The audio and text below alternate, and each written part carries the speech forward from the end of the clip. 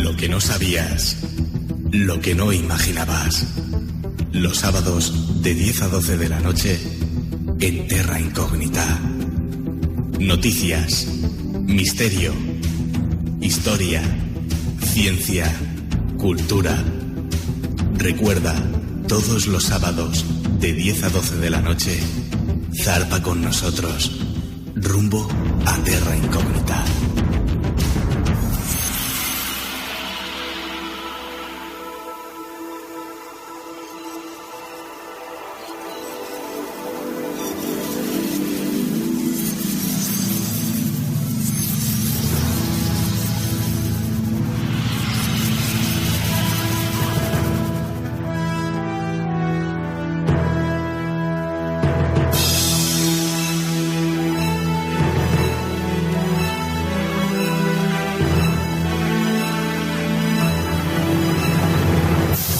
Bienvenidos a Terra Incógnita.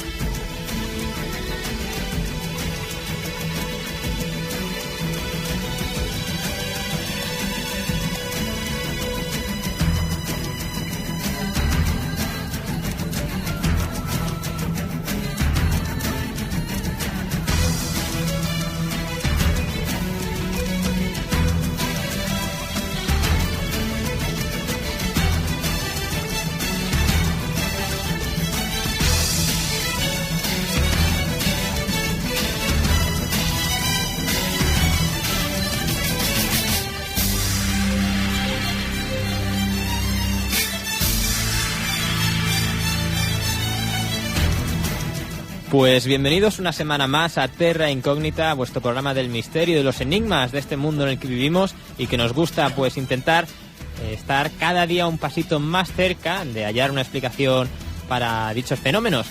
Pero bien, en Terra Incógnita somos Daniel, ¿cómo estás? Pues muy bien, ¿y tú qué tal? Y yo soy Alex y también estoy muy bien. Yo hoy, como es carnaval, Frío, pues traigo mi clásico disfraz de ninja oscuro, de ninja negro, del clan de los Ramanishi. Y bueno, tú, Daniel, veo que has venido así un poco de Villa y Penn, así de muñeco de Roswell. Sí, bueno, en realidad vengo de Grey, pero más, o sea, yo en realidad voy camuflado. La gente me ve como un Grey, pero yo en el fondo soy un reptiloide. Ah, eres un reptiloide, un reptiliano. Sí, y además yo tengo el carnet de Illuminati, que lo sepas. Ah, ¿tienes el carnet de Illuminati? Sí. De pertenecer al club Illuminati. Hombre, por supuesto. Ah, yo no lo tengo, no me lo habías dicho. Anuit Coeptis. ¿Y qué privilegios te da tener ese carnet? Hombre, tú como profano yo no te los puedo comentar. Hombre, pues, ¿por qué no? ¿Por qué no? Porque tú no eres miembro. Pues lo vas a acabar comentando porque en el monográfico de hoy del programa vamos a tratar el tema de los masones y los Illuminati. Illuminati, no Illuminatis, porque Illuminati ya es plural en sí. Y bueno, pues os demostraremos que hay demasiado mito sobre estas dos entidades y que no tienen pues mucho misterio, la verdad. Simplemente pues son poseedores de unos ritos iniciáticos con un significado un poco trascendental y simbólico a sus espaldas. Y bueno, hay mucho mito, como hemos dicho, alrededor de estas dos organizaciones y de las cuales pues hablaremos hoy en Terra Incógnita. Así que tú tienes frío hoy, Daniel. Yo tengo frío. ¿Por Sí, qué? es que porque claro, hoy soy de sangre fría y si encima estoy verdad. en un ámbito frío, pues todavía me congelo más. Pues Entonces mira, estoy al borde ya de la criogénesis. ¿quiénes son los enemigos de los reptilianos? Yo esto no lo sé. Los enemigos son... Los insectoides. No, todo aquel que se ponga por delante. Bueno, Ah. y por supuesto el comando Ashtar, claro. El comando Ashtar, la Federación Intergaláctica de la Luz. Yo pues tengo el carnet. Y los mayas, los mayas también. ¿Los mayas también? ¿Por qué los mayas? También son enemigos. ¿Quién los mayas? Los mayas son enemigos de nosotros, de los reptilianos. Pero ¿cómo es la Federación? ¿Cómo era eso lo de...? El Comité Intergaláctico de los Antiguos Mayas o algo así. Yo eso no lo entiendo.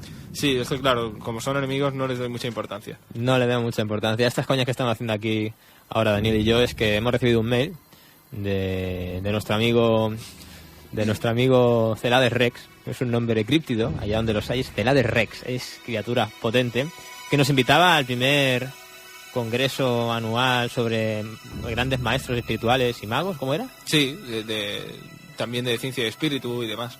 y que venían, ¿cómo es? El Comité Intergaláctico de los Mayas. Sí, algo así. Y había uno que a mí me pareció un poquito una cosa de igual ese hombre, a ver qué piensa luego, el jefe de la tribu de los indios Hopi. De los indios Hopi, que dan para monográfico. Que yo no sé, cuando empiecen a hablarle por allá alrededor de niños índigo y demás, no sé qué va a pensar. Igual pensará aquello de la enfermedad del hombre blanco. La enfermedad del hombre blanco, pero a mí me ha dejado loco eso de Confederación Intergaláctica de los Mayas. No era exactamente así. No era exactamente así, pero sí que tenía algo que ver como... Pero mayas galácticos, mayas del espacio. Sí, algo así. ¿Perdón? ¿Tú lo puedes entender? Yo, es que hay cosas que como reptiliano mi mente está programada para la dominación, no para discutir cosas que no. Bueno, pues esperemos que sí tengas una mente programada para decir las noticias que vienen a continuación. Por supuesto.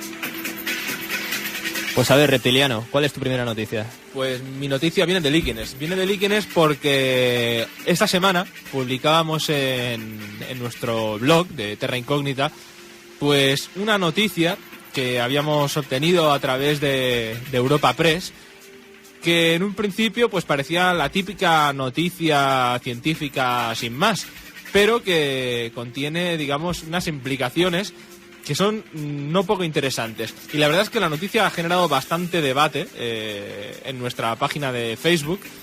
Algunos oyentes, pues digamos que han empezado a sacar conclusiones y demás.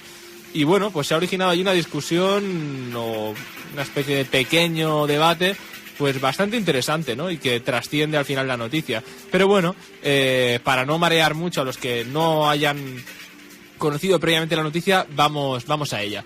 Un líquen sobrevive al vacío y otras pruebas extremas en el espacio.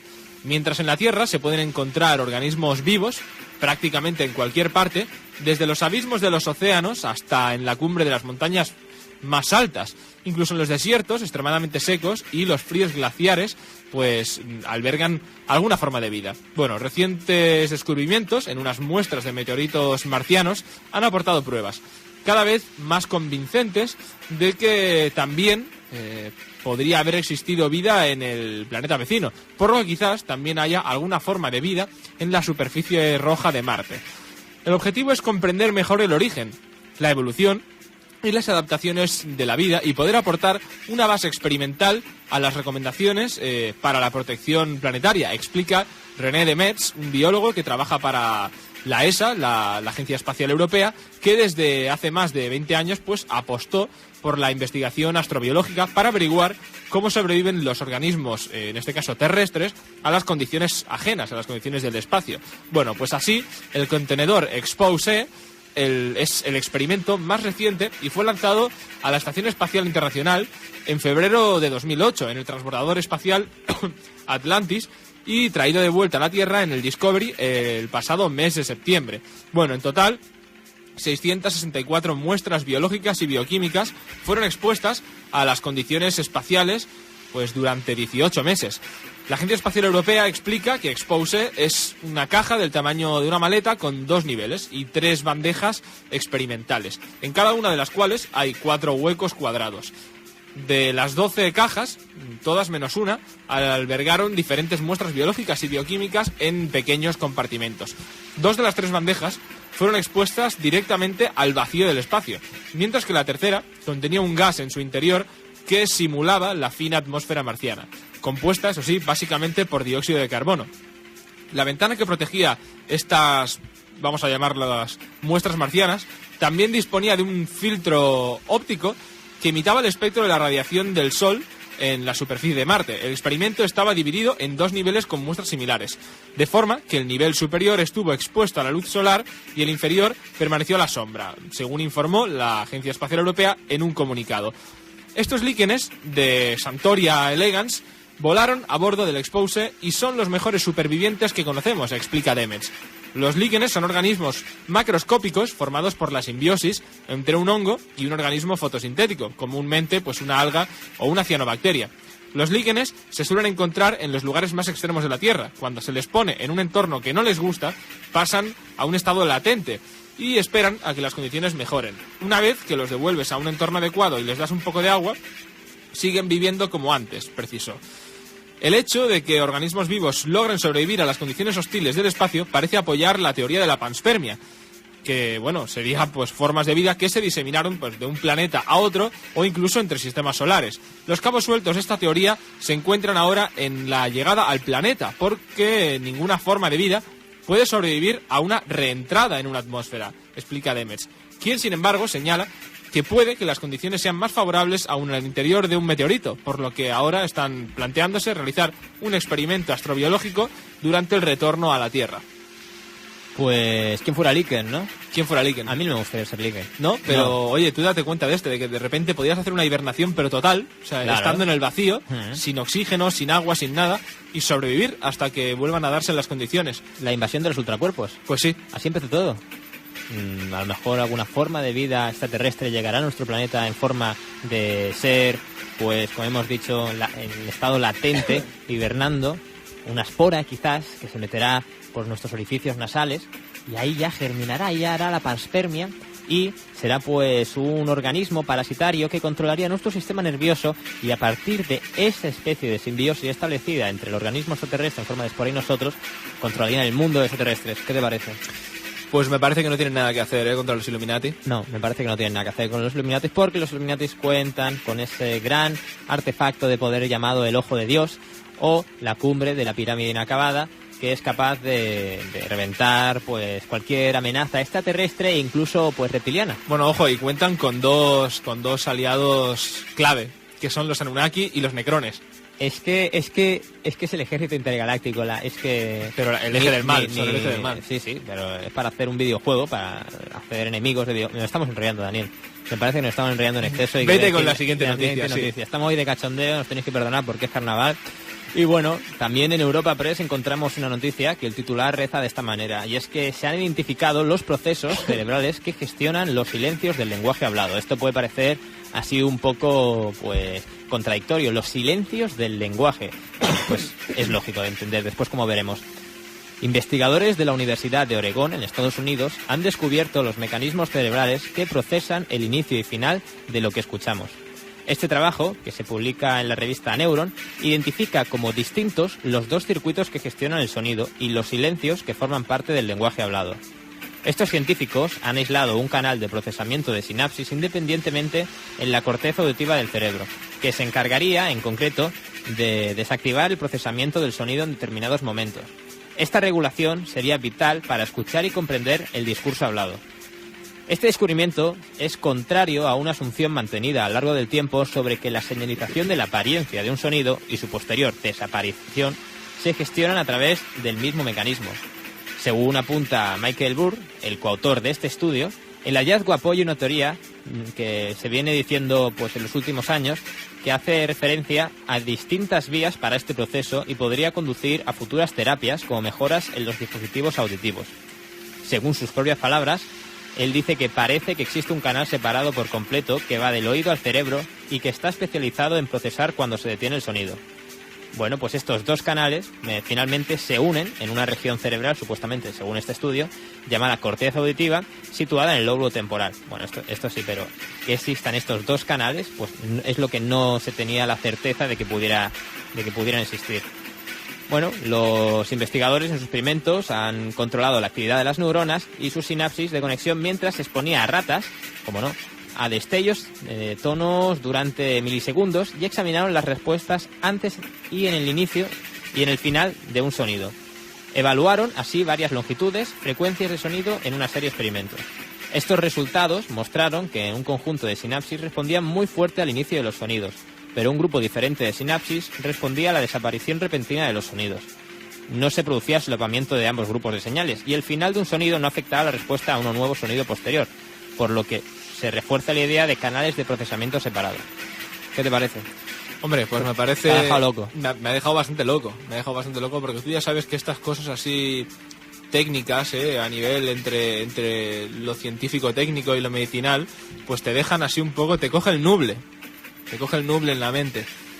Pero bueno, para contrarrestar esos nubles tenemos otras cosas, como son por ejemplo noticias que dan, no sé si cierta esperanza, pero sí un poco de desasosiego, depende y cómo. ¿Por qué? Porque el caso es que se han descubierto en la Tierra, pues, reptilianos. nuevas, no exactamente, porque todos sabemos que existen, pero se han descubierto 2 nuevas bacterias desconocidas que, bueno, quién sabe si podrían ser de origen extraterrestre. Coño, lo que yo he dicho al principio, de eso que se metía por la nariz y te controlaba. Pues fíjate, tienes el Madre don de la mía. premonición. Bueno, el caso es que no 2, sino 3 nuevas especies de bacteria, previamente desconocidas en nuestro planeta, acaban de ser descubiertas en la estratosfera terrestre, a una altitud comprendida entre 20 y 41 kilómetros, por un equipo de científicos de la Organización India de Investigaciones Espaciales. Capaces de sobrevivir a esa altura, donde la atmósfera se confunde con el espacio exterior, las 3 han demostrado ser extraordinariamente resistentes a la radiación ultravioleta, lo que abre diversos interrogantes sobre su procedencia. Bautizadas como Yanibacter oilei, Bacillus isronensis y Bacillus aryabhata, los 3 organismos fueron recolectados por medio de 16 cilindros de acero, esterilizados eso sí previamente, que recolectaron muestras de aire a diferentes alturas, pues como decimos, entre los 20 y los 41 kilómetros. Fueron escoltados después en paracaídas para ser recogidos y analizados de forma independiente por 2 grupos de científicos del Centro de Biología Celular y Molecular de Hyderabad y también del Centro de Biología Celular Indio. Ambos laboratorios llegaron a las mismas conclusiones y descartaron que las bacterias pudieran proceder de algún tipo de contaminación de los cilindros con organismos terrestres. En total, fueron detectadas 12 colonias bacterianas diferentes, 9 de las cuales presentaban más de un 98% de similitud genética con otras previamente conocidas. Pero de esas colonias, llamadas PVAS1, B3W22 y B8W22, resultaron ser completamente nuevas. Los investigadores al frente del experimento, que fue dirigido por UR Rao y PM Bhargava, no descartan que las bacterias puedan proceder del espacio exterior, aunque según sus palabras, el presente estudio no puede establecer de forma concluyente el origen extraterrestre de estos microorganismos. Sin embargo, sí que consideran su descubrimiento lo suficientemente importante como para animar a la comunidad científica internacional a que siga investigando y continúe el trabajo de exploración sobre el origen de la vida. Pues al igual que no se pudo concluir si las formas de vida aquellas microscópicas que parecían gusanos presentes en un meteorito hallado en la Antártida ya por el año 70, 80, no lo recuerdo, cuyos resultados salieron y se hicieron famosos a principios de los 90 diciendo que era vida procedente de Marte, no se podía concluir que el meteorito sí que se concluyó que venía de Marte debido a las proporciones de minerales y los compuestos por los cuales estaba formado, pero de ahí a concluir que la vida que después estaba presente en forma fósil en el meteorito fuera de Marte, eso ya es muy difícil de concluir, yo creo que casi imposible de momento, al igual que la noticia que acabas de concluir tú de que, bueno, pues que estas 2 bacterias sean de origen extraterrestre. Claro, lo único que se sabe es que previamente eran desconocidas y ya está. Yo lo que creo es que... Pero donde se han descubierto ha sido en la Tierra. Yo lo que creo es que son los excrementos, los desechos de los rots, de esos seres que viven en el aire, esa comunidad aerífera, y que está ahí y que no la podemos ver. Pues claro, como no la podemos ver, no la hemos visto nunca, no la hemos estudiado, pues hemos encontrado cosas nuevas que solo pueden ser los rots. Pues quién sabe, podría ser. Me tienes que perdonar que hoy estoy un poco gracioso, pero no es que te nada. veo con el disfraz de marcianito, y ya sabes que tengo aversión, pero como eres tú, desencadeno un tipo de respuesta súper rara, que en vez de mostrarte miedo te muestro pues simpatía, no sé, como si fueras a abducir y quisiera caerte bien yo. Es el super espectro que te hace un auténtico destrozo en la mente. Me hace un destrozo en la mente, pues a lo mejor tengo un poco de destrozo en la mente. Pero ¿sabes quién no tiene un destrozo en la mente? ¿Quién? Las aves marinas. Las aves marinas. Las aves marinas son más listas de lo que tú te piensas. ¿Sabes por qué? Tú dirás. Porque adaptan su apetito y sus rutas según la ruta de los barcos pesqueros. Y es que, según un estudio que aparece en la revista Science y en la Current Biology de este mes, pues las aves marinas adecúan su alimentación a la ruta de los barcos pesqueros, con lo que pues adaptarían sus desplazamientos para beneficiarse de los descartes de las capturas y hacer más eficiente su búsqueda de comida. El estudio es el resultado del seguimiento realizado entre 1999 y 2005 a ejemplares de pardela balear y pardela cenicienta. En la imagen, que es pues una gaviota normal y corriente, con las puntas de las alas negras. O sea, la gaviota que podemos tener aquí. Claro, claro. Mediante la instalación de 28 transmisores vía satélite. Bien, este estudio ha sido liderado por Frédéric Burtumeus, del Centro de Estudios Avanzados de Blanes, del CSIC, en Girona. Y bueno, las conclusiones de este estudio es que los científicos constataron que las pardelas se concentran en las zonas pesqueras de lunes a viernes cuando los barcos salen a faenar, para conseguir alimento con mayor celeridad, mientras que los fines de semana siguen su estrategia natural y se desplazan centenares de kilómetros en busca de sus presas normales, como sardinas y calamares. Pues el peligro que puede suponer que se adapten estas aves a las rutas de los pesqueros es que, contrariamente a lo que podría parecer, según apunta el propio Bartemus, el beneficio natural que supone la pesca de arrastre para las aves, que les permite conseguir, pues como podemos suponer, alimento de forma más fácil, queda neutralizado por su gran impacto sobre los fondos marinos, que afecta al equilibrio del ecosistema, aquello que mencionamos la semana pasada de Gaia. Pues bien, el investigador reconoce que, a pesar de la posibilidad de realizar más desplazamientos entre el nido y la fuente de comida que suponen los barcos pesqueros, los descartes implican que las aves se alimentan de organismos que, en algunos casos, acumularían grandes cantidades de contaminantes, como serían metales pesados, que almacenarán en el organismo a su vez. Los expertos señalan que las aves podrían ser utilizadas de este modo como biomarcadores de las concentraciones de sustancias tóxicas y contaminantes que pudiera haber en el mar, en un proceso que también permite a ejemplares menos fuertes sobrevivir, algo que en condiciones naturales no lo harían. Bueno, pues, ¿qué te parece? Es la inteligencia. Es la inteligencia. Mira, es algo que puede sonar así muy de, mira, lo hemos demostrado y tal. Pero bueno, es que siempre, desde que el ser humano pesca en navíos, pues siempre ha habido gaviotas y albatros alrededor, que yo sepa, ¿no? Claro, porque eran seres de inteligencia. Evidentemente, no lo iban a hacer para irse, yo que sé, de turismo, ¿no? O por amor al ser humano. No, más bien no. No son filántropos en ese aspecto. No mucho, porque bueno, peléate tú por yo que sé, por un filete de atún con un albatros. A ver qué sucede. Pues, a ver qué sucede cuando hablemos del tema que tenemos hoy pensado. Tú, ¿cuál fue el primer contacto que tuviste con el tema de los masones, con el concepto de masón? Pues yo creo recordar que fue hojeando un libro en la biblioteca aquí local, Miquel Martí Pol. Estaba mirando pues una serie de libros en la sección esta de ocultismo, esoterismo y demás, y me encontré con uno que en la portada pues había una especie como de vidriera extraña, con una especie de una escuadra, un compás, un montón de símbolos alrededor, así como péndulos, y me llamó mucho la atención. Yo recuerdo... Y comencé a ojearlo, y vi que hablaba de algo así como masonería, y dije, ¿esto qué es? Yo tengo que contar aquí una anécdota que tuvimos tú y yo en el bachiller, que era que en la asignatura de informática... Ah, tremendo. Teníamos que crear una mierda, una tontería muy grande, que era un Word, que escribir y poner una imagen. ¿Y qué hicimos? Creamos un videojuego que se llamó, ¿te acuerdas cómo? Quiero que era algo así, ostras, The Ultimate Psycho Battle, pero ¿no? Ese era el subtítulo. No, era Cristo King. No, ese era uno de los personajes. Teto 2. Ah, el Teto 2. The Ultimate Psycho Battle. Y los personajes eran Cristo King, el rey Cristo, el guardia civil y el señor civil. Y los escenarios podemos seleccionar pues aquella estancia que ilustra a la perfección como es el templo de Salomón, con las dos columnas, las escaleras, los 32 escalones, y bueno, que éramos unos flipadillos ya por esos tiempos de estos temas. Así que hoy en Terra Incógnita, la verdad sobre masones e Illuminatis.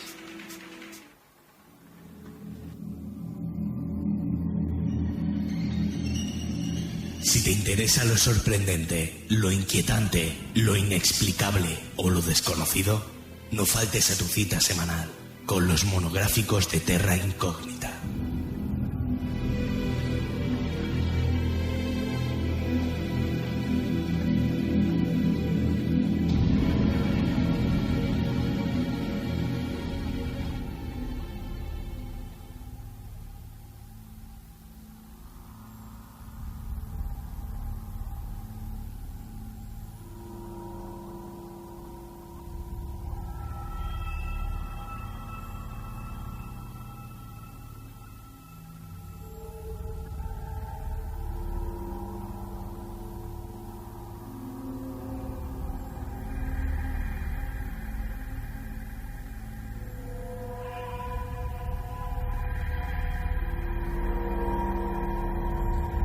Todos alguna vez habremos visto ese símbolo compuesto entre un cartabón y una escuadra.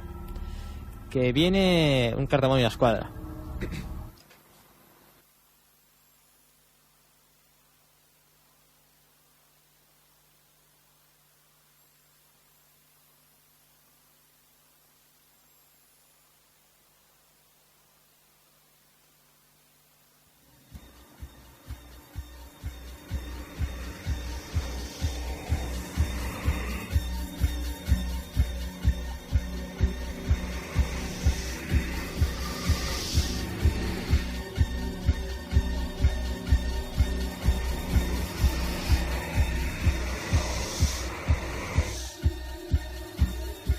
Todos, en alguna ocasión de nuestra vida, nos hemos fijado en que hay un símbolo que está compuesto entre un compás y una escuadra. Y que en el centro puede aparecer o no una letra, una G. Una G que sería la inicial de una palabra compuesta por otras letras, haciendo alusión a unas siglas que son Gran Arquitecto del Universo, GADU. Gran Arquitecto del Universo, inscrito en forma de G, en el medio de una imagen formada por artilugios, aparatos servidos para la construcción. Los masones. ¿Cómo se dice albañil en francés? Masón. ¿Y en inglés? Mason. ¿Qué son los masones, Daniel? Pero los masones, se ha hablado mucho de ellos. Y como hemos dicho al principio, hay mucha tontería suelta por el mundo. Y mucha gratuidad. Mucho hablar por hablar, sin saber... Y a meter cosas, aquello, como se dice, en cajón desastre, ¿no? Pues la masonería en un principio tiene un origen bastante mundano. Estaríamos hablando pues de estas especie como de cofradías, ¿no? De obreros durante la Edad Media en Europa. Sí que es verdad que muchos lo remontan con algo de carácter mítico, lo remontan a épocas como por ejemplo en el Antiguo Testamento, pues al propio Moisés y demás, ¿no? Como de la masonería, algunos al Antiguo Egipto, como por ejemplo en el caso de las pirámides. Pero bueno, lo que sí que sabemos es que se empieza a tener constancia de la existencia de cofradías de albañiles, que se dedicaban pues a la albañilería o la mampostería, a la construcción de catedrales, pues en torno al siglo XIV, siglo XV. Bueno, estas cofradías pues tenían, como no, sus propias normas, como cualquier otra cofradía, como cualquier otro gremio, como por ejemplo, yo que sé, el gremio de zapateros o el gremio de joyeros. Tenían sus normas, sus constituciones, sus obligaciones entre miembros. Y asimismo, digamos que fueron ideando, conforme iba pasando el tiempo, pues una serie de ritos, ¿no? Una serie de ritos que, bueno, científicamente podemos decir que son ritos de carácter iniciático, sin más, ¿no? Sí que es verdad que a nivel simbólico, pues muchos pues podrían atribuirle también pues una condición algo trascendente, ¿no? Bueno, hasta aquí sería, digamos, el origen,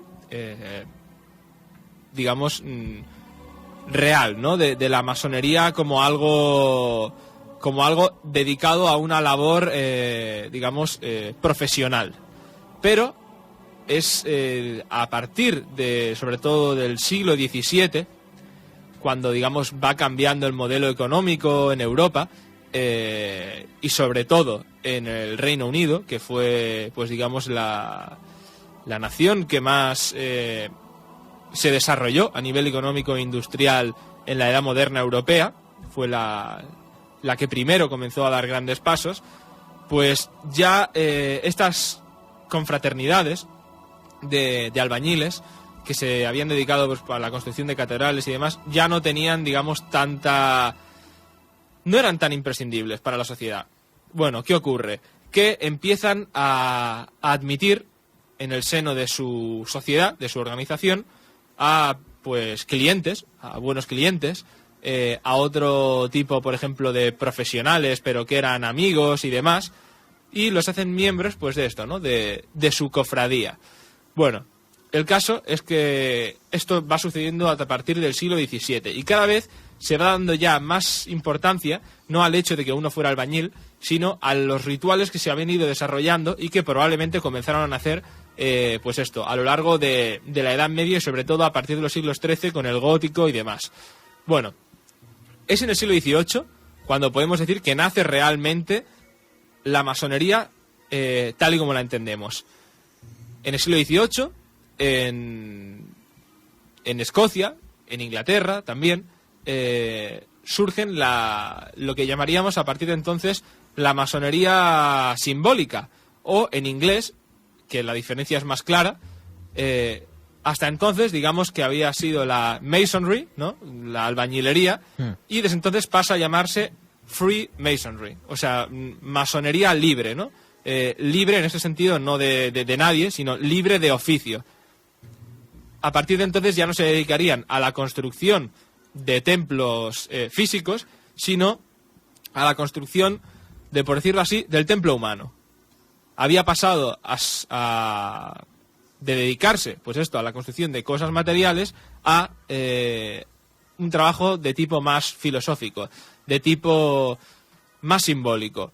Bueno, hasta aquí hemos reconstruido un poco, pues el cómo se llega a este punto, ¿no? Del nacimiento de la masonería moderna como tal. Pero bueno, hay historias fundacionales de la masonería, que algunas son un poco spoiler, que para quien quiera, pues en un futuro, o esté pensando en hacerse masón, dirán, hombre, pues no me chafe un poco la fiesta. Yo no la voy a chafar toda. Por ejemplo, yo no voy a contar el rito de iniciación, que lo conozco, y yo me sentó mal cuando lo conocí, porque dije, hostia, y si un día me apetece o algo, ya me han chafado, yo ya sé cómo va a funcionar y tal. Pero bueno, hay una historia en la que se le atribuye el origen de la masonería a un personaje que no es inventado, que aparece si no recuerdo mal, es en uno de los libros del Antiguo Testamento en el que se habla de la construcción del templo de Salomón en Jerusalén, a un arquitecto llamado Hiram Abiv, o muchas veces nombrado simplemente como Hiram, al que no hay que confundir con el Hiram, rey de Tiro. Y de en la Biblia no se dice mucho más, aparte de que fue, digamos, el que aconsejó qué incluir y cómo organizar el interior del templo de Jerusalén, a Salomón. Es el que diseña el templo, donde aparecen, pues, aquella famosa tinaja extraña que en el monográfico sobre los tesoros de Salomón dijimos que era una de las posibles candidatas para ser la famosa mesa de Salomón, y en las que aparecen dos símbolos clásicos e inherentes a la masonería, como serían las dos columnas del templo de Jerusalén. Con dos letras grabadas en cada una de ellas, la J y la B. La J y la B, que, bueno, ojo lo del whisky, que quién sabe por dónde va la cosa. Bueno, el caso es que estas iniciales corresponderían a Jenkin y Boaz, y una se suele representar con un sol y otra con la luna. Bueno, la historia de Hiram Abiv, por no decir mucho más y no hacer mucho spoiler, lo que sí es bastante interesante y al mismo tiempo no deja de ser bonita, porque es la historia un poco de la transmisión como una especie de secreto de una palabra, todo esto a nivel oral, entre una cofradía de albañiles, ¿no? Y llega un momento en que esto pues se la van traspasando oralmente Hiram a sus discípulos, a sus aprendices, y llega un momento en el que no se sabe muy bien por qué, al menos yo no lo sé muy bien por qué, pero uno de esos discípulos mata al maestro y se pierde la palabra.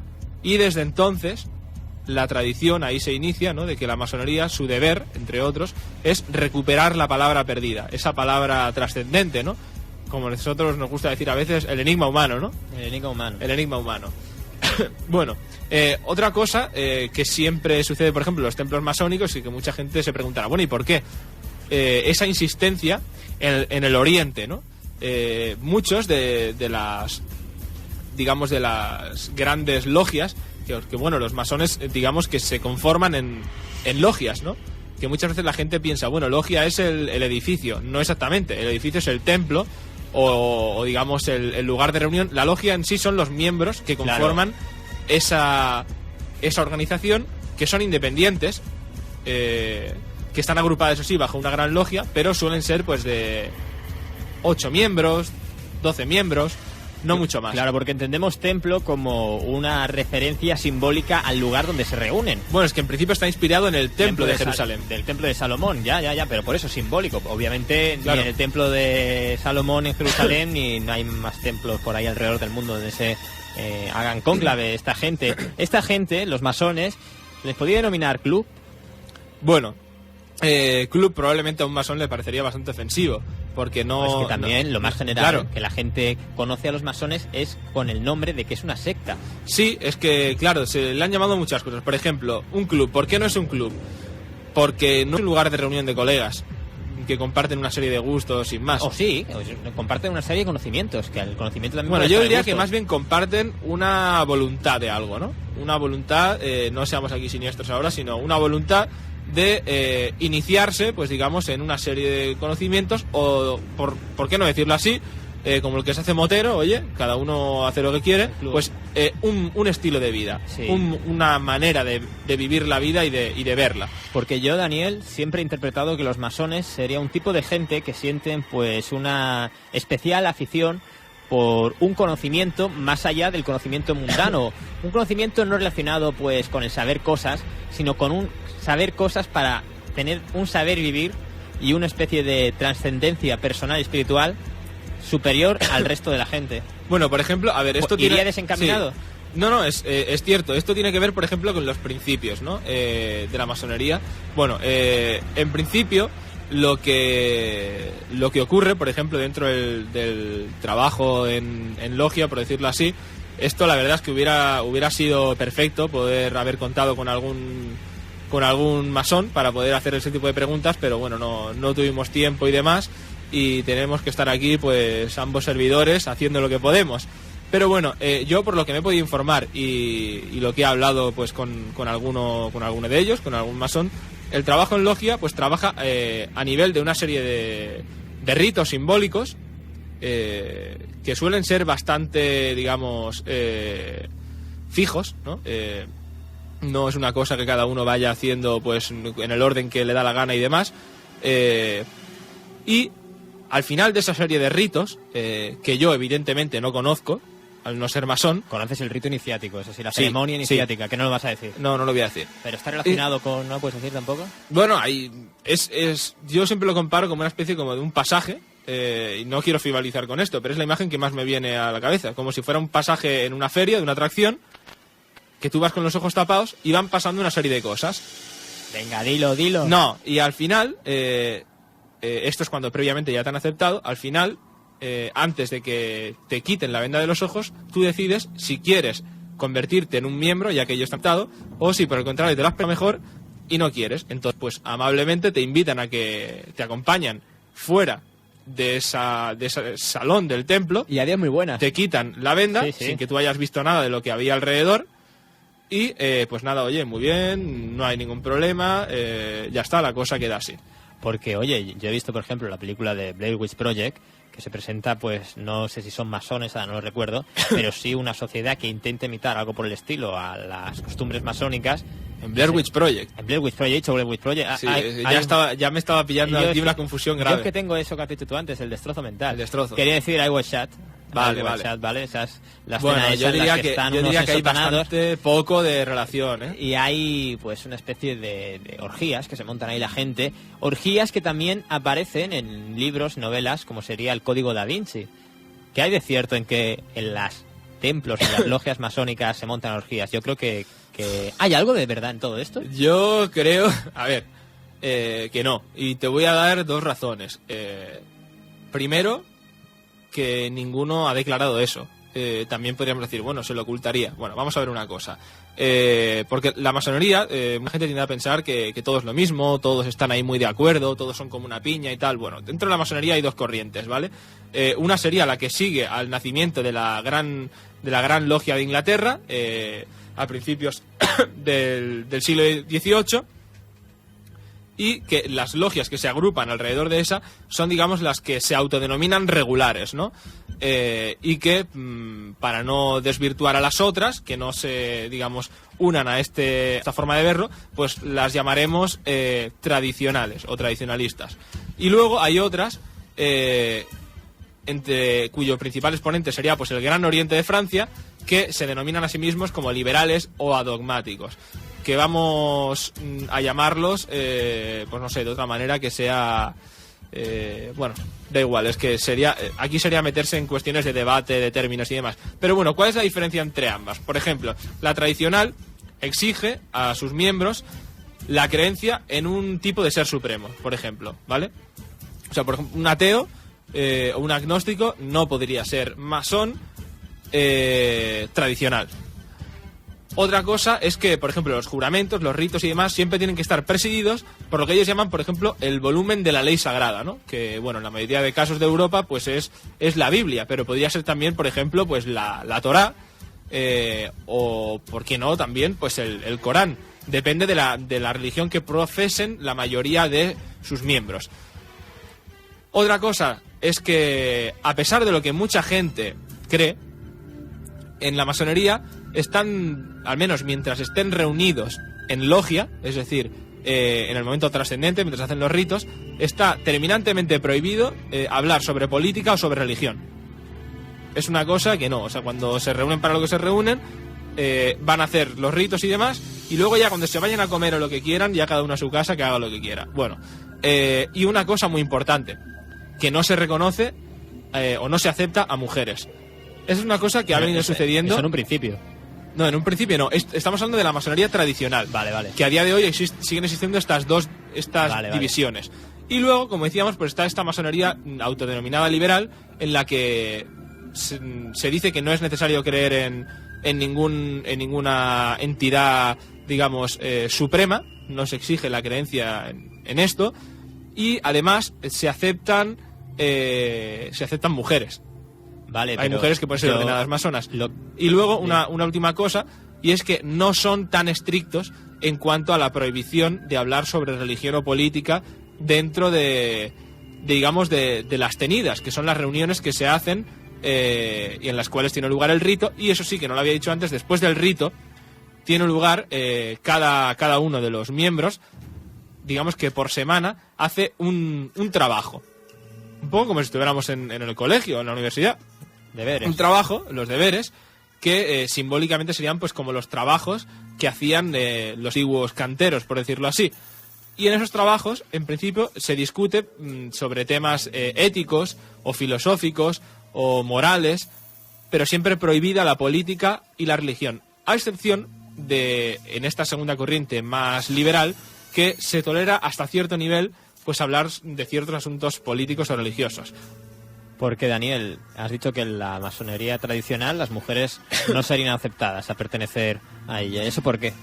Pues por una razón muy sencilla, y es que en las primeras constituciones, las constituciones de Anderson, en inglés llamado pues los landmarks, ¿no?, que serían los puntos clave, ¿no?, inspirándose en las antiguas cofradías medievales de constructores, como no había constructores femeninos, que eran todos hombres, pues dijeron, pues para seguir la tradición, y evidentemente teniendo en cuenta el machismo de la época, dijeron, pues esto es cosa de hombres, y punto. Y hasta el día de hoy, la masonería llamada tradicional, pues sigue cumpliendo a rajatabla esos principios de Anderson, las constituciones de Anderson, que exigen, como decía antes, pues esto, ¿no?, la creencia en un Dios supremo, que esté un libro sagrado presidiendo las ceremonias, que no se puede hablar de política ni nada, y demás. Bueno, o sea que podemos deducir que al menos en esa masonería inicial, en esa masonería tradicional, orgías no se montarían. No, y en la claro, liberal... o son todos homosexuales, ¿no? Sí. O si no lo tendrían, sería un poquito desagradable, ¿no?, para algunos. Sí, yo me lo imagino y no me agrada la idea, pero en fin, voy a enfatizar sobre otro punto que has tratado, y es esa palabra de libertad que has mencionado tú en un momento. Sí, la libertad de conciencia. Exactamente. Sí. Libertad, igualdad y fraternidad, el lema de la Revolución Francesa, el lema de Francia, se puede decir también. Sí. ¿Tiene un origen masón? Sí, bueno... ¿Tiene un origen masón o no? Yo creo que claramente sí, porque a ver, antes de la Revolución Francesa, existía la masonería. Y uno de los principios de los, digamos, lo que en inglés llamaríamos un motto, ¿no? Un lemas de la masonería es eso: igualdad, libertad, igualdad, fraternidad. Hombre, igualdad, si no están las mujeres. Bueno, eso es una de las razones de por qué el Gran Oriente de Francia acepta hoy en día a mujeres. Y de hecho, esto está un poco dividido, como decía antes, porque, por ejemplo, en el mundo anglosajón prima la masonería tradicional, ¿no? Que está dirigida que está, digamos, englobada, así como si fueran confederaciones, porque cada logia es independiente, pero se agrupan, están lideradas por la Gran Logia de Inglaterra, la Gran Logia Unida de Inglaterra. Y en Europa, sin embargo, la mayoría son de carácter, entre comillas, vamos a decir, liberales, o masonería un poco modificada, y están agrupados más cerca del Gran Oriente de Francia. Y aceptan a mujeres. Te veo que eres un erudito no. Su plena conciencia sobre el origen y de lo que se trata de los masones. Pero yo tengo una duda que pueden tener muchos de nuestros oyentes, y es que ¿cómo se crea una logia o cómo se crea pues una rama dentro de la masonería o una casa nueva de la masonería? Pues de una forma muy sencilla. Tienen que haber, no sé el número exactamente, no sé si eran 3 maestros masones. En la masonería hay 3 grados básicos. Mucha gente dirá, el grado 33. Bueno, sí, pero en realidad grados como tales hay 3. El primero es el de aprendiz iniciado, que es cuando uno pasa la ceremonia de iniciación, pasa a ser un aprendiz, ¿no? Como sería pues esas antiguas cofradías medievales, pues el que aprende a ser albañil. Luego estaría el de grado de compañero, y luego ya el de maestro masón o maestro albañil. Y a partir de ahí no hay más, tal, en la masonería. O sea, lo máximo que vas a saber como conocimiento así esotérico de la masonería y tal, es hasta ahí. Luego, sí que es verdad, es que, por ejemplo, luego hay muchos ritos, pero en el más extendido, que es el rito escocés antiguo y aceptado, hay 30 grados más, pero son, por decirlo así, lo que ellos llaman los grados filosóficos, ¿no? Son cosas más de tipo honorífico, que uno no tiene por qué hacerlos. Quiero decir, uno cuando llega al grado 3 pues ya es masón de pleno derecho y punto. Y bueno, cada uno ya pues tiene su particularidad. De hecho, pues hay algunos que se llaman, que hacen referencia pues a los templarios, otros hacen referencia pues a los rosacruces, pero todo esto es algo que se inventa a lo largo del siglo XVIII. Yo lo que tenía entendido es que realmente sí, había 33 grados en la masonería. Se les llama grados, pero sí. Lo que tengo entendido también es que estos 33 grados se agruparían en tres clases. Sí. ¿Vale? Y quizás esas 3 grados que tú has mencionado, que serían los originales, no fueran grados, sino clases, y dentro de estas 3 clases existirían repartidos los 33 grados. Bueno, a ver, es que la masonería en principio se agrupa esto por colores, ¿no? La masonería como tal es lo que le llaman la masonería azul, que es los primeros 3 grados, que son esto: aprendiz, compañero y maestro. Y luego ya, no sé exactamente cuál eran la correspondencia de los colores, pero luego, hasta el grado 33, pues se reparten entre masonería, creo que una era blanca, amarilla, roja y negra, ¿de acuerdo? Creo que los últimos son creo que no sé si son masonería roja o masonería negra o algo así. Que no busque la gente significados extraños de masonería negra y tal, no sé qué. Pero bueno, sí, se agrupan de esta manera.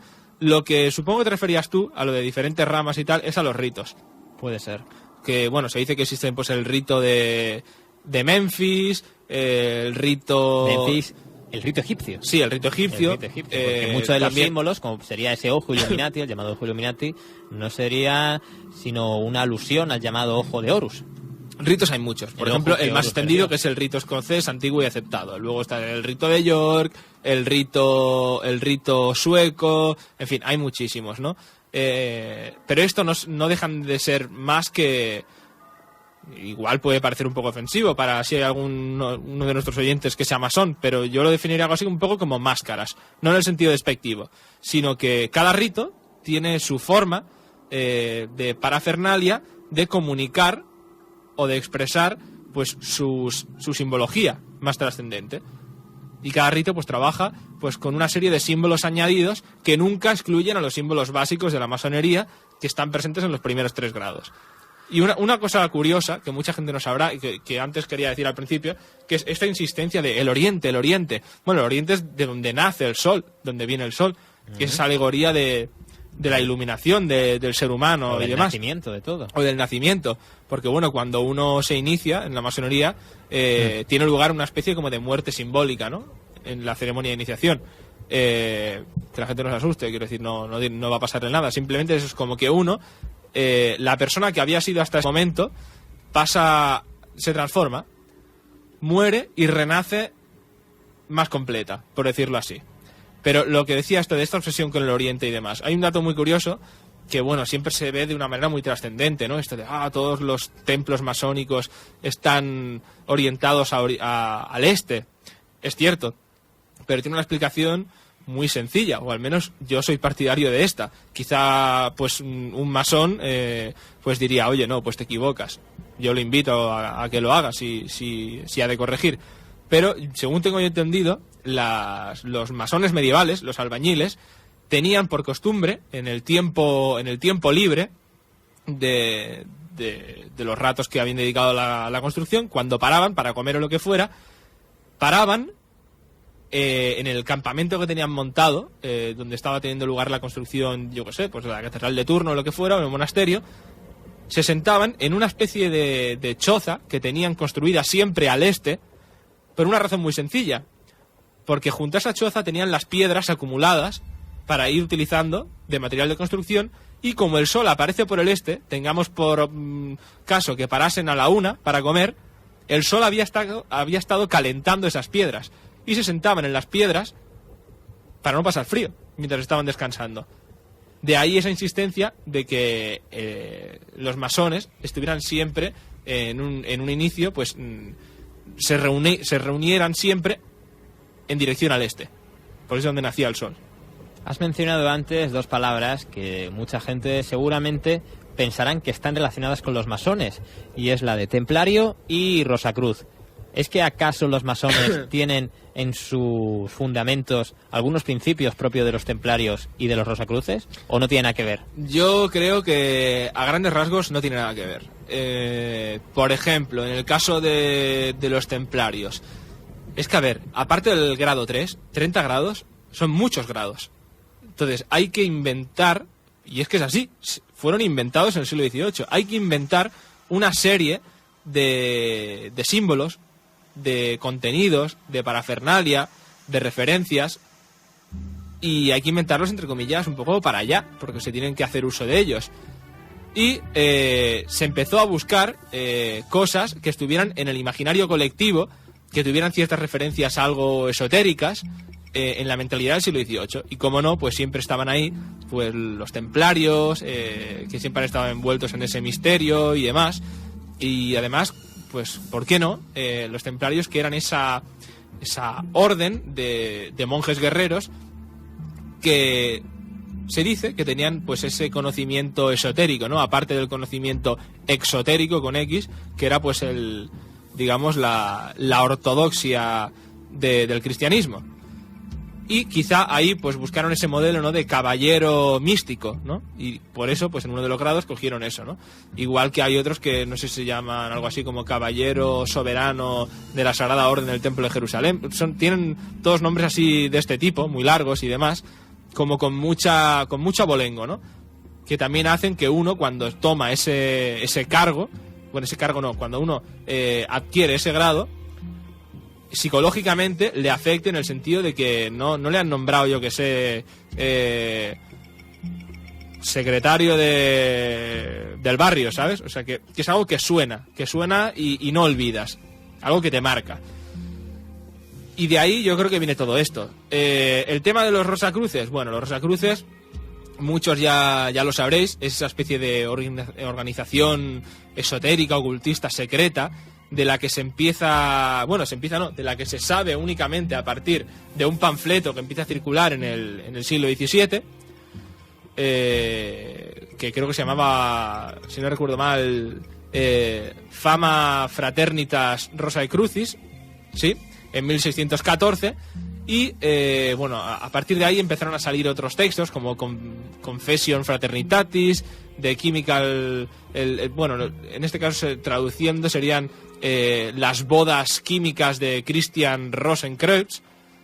Y bueno, ¿quién era este tal Christian, traducido Rosacruz? Pues se dice que era un caballero del siglo XV que viajó a Tierra Santa y bueno, y allí adquirió pues una serie de conocimientos cabalísticos, alquímicos, ocultos, y al llegar a Alemania pues se montó una especie de hermandad.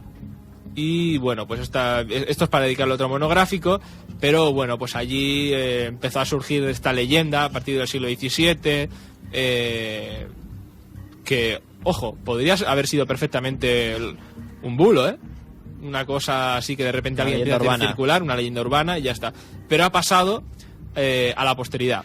Y fíjate, si se hizo famoso por el contenido así pretendidamente esotérico que contendría y demás, que, como decíamos, pues Rosacruz designaría en la masonería al séptimo y último grado, por ejemplo, del rito francés, y en el caso del rito escocés antiguo y aceptado, al 18.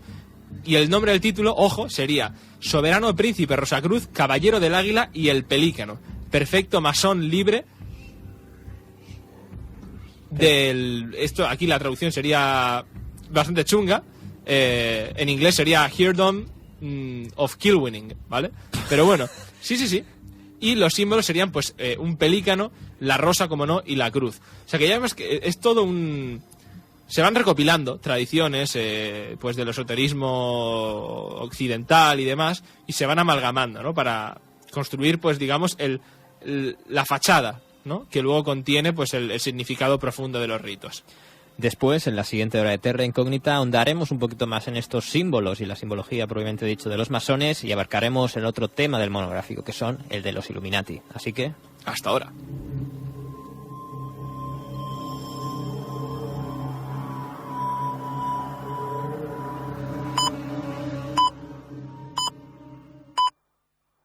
Són les 11 de la nit. La temperatura és de 6 graus i la humitat del 56%.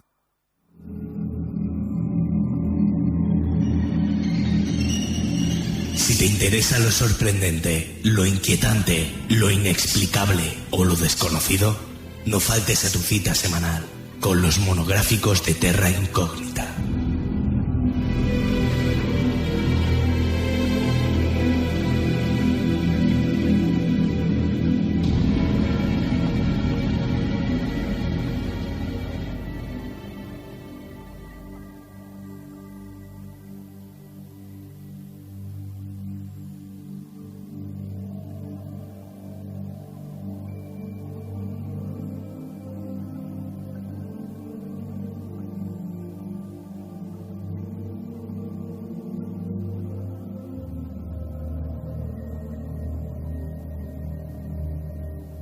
Y aquí volvemos en Terra Incógnita y nos quedamos hablando, concretamente tú, Daniel, sobre los masones.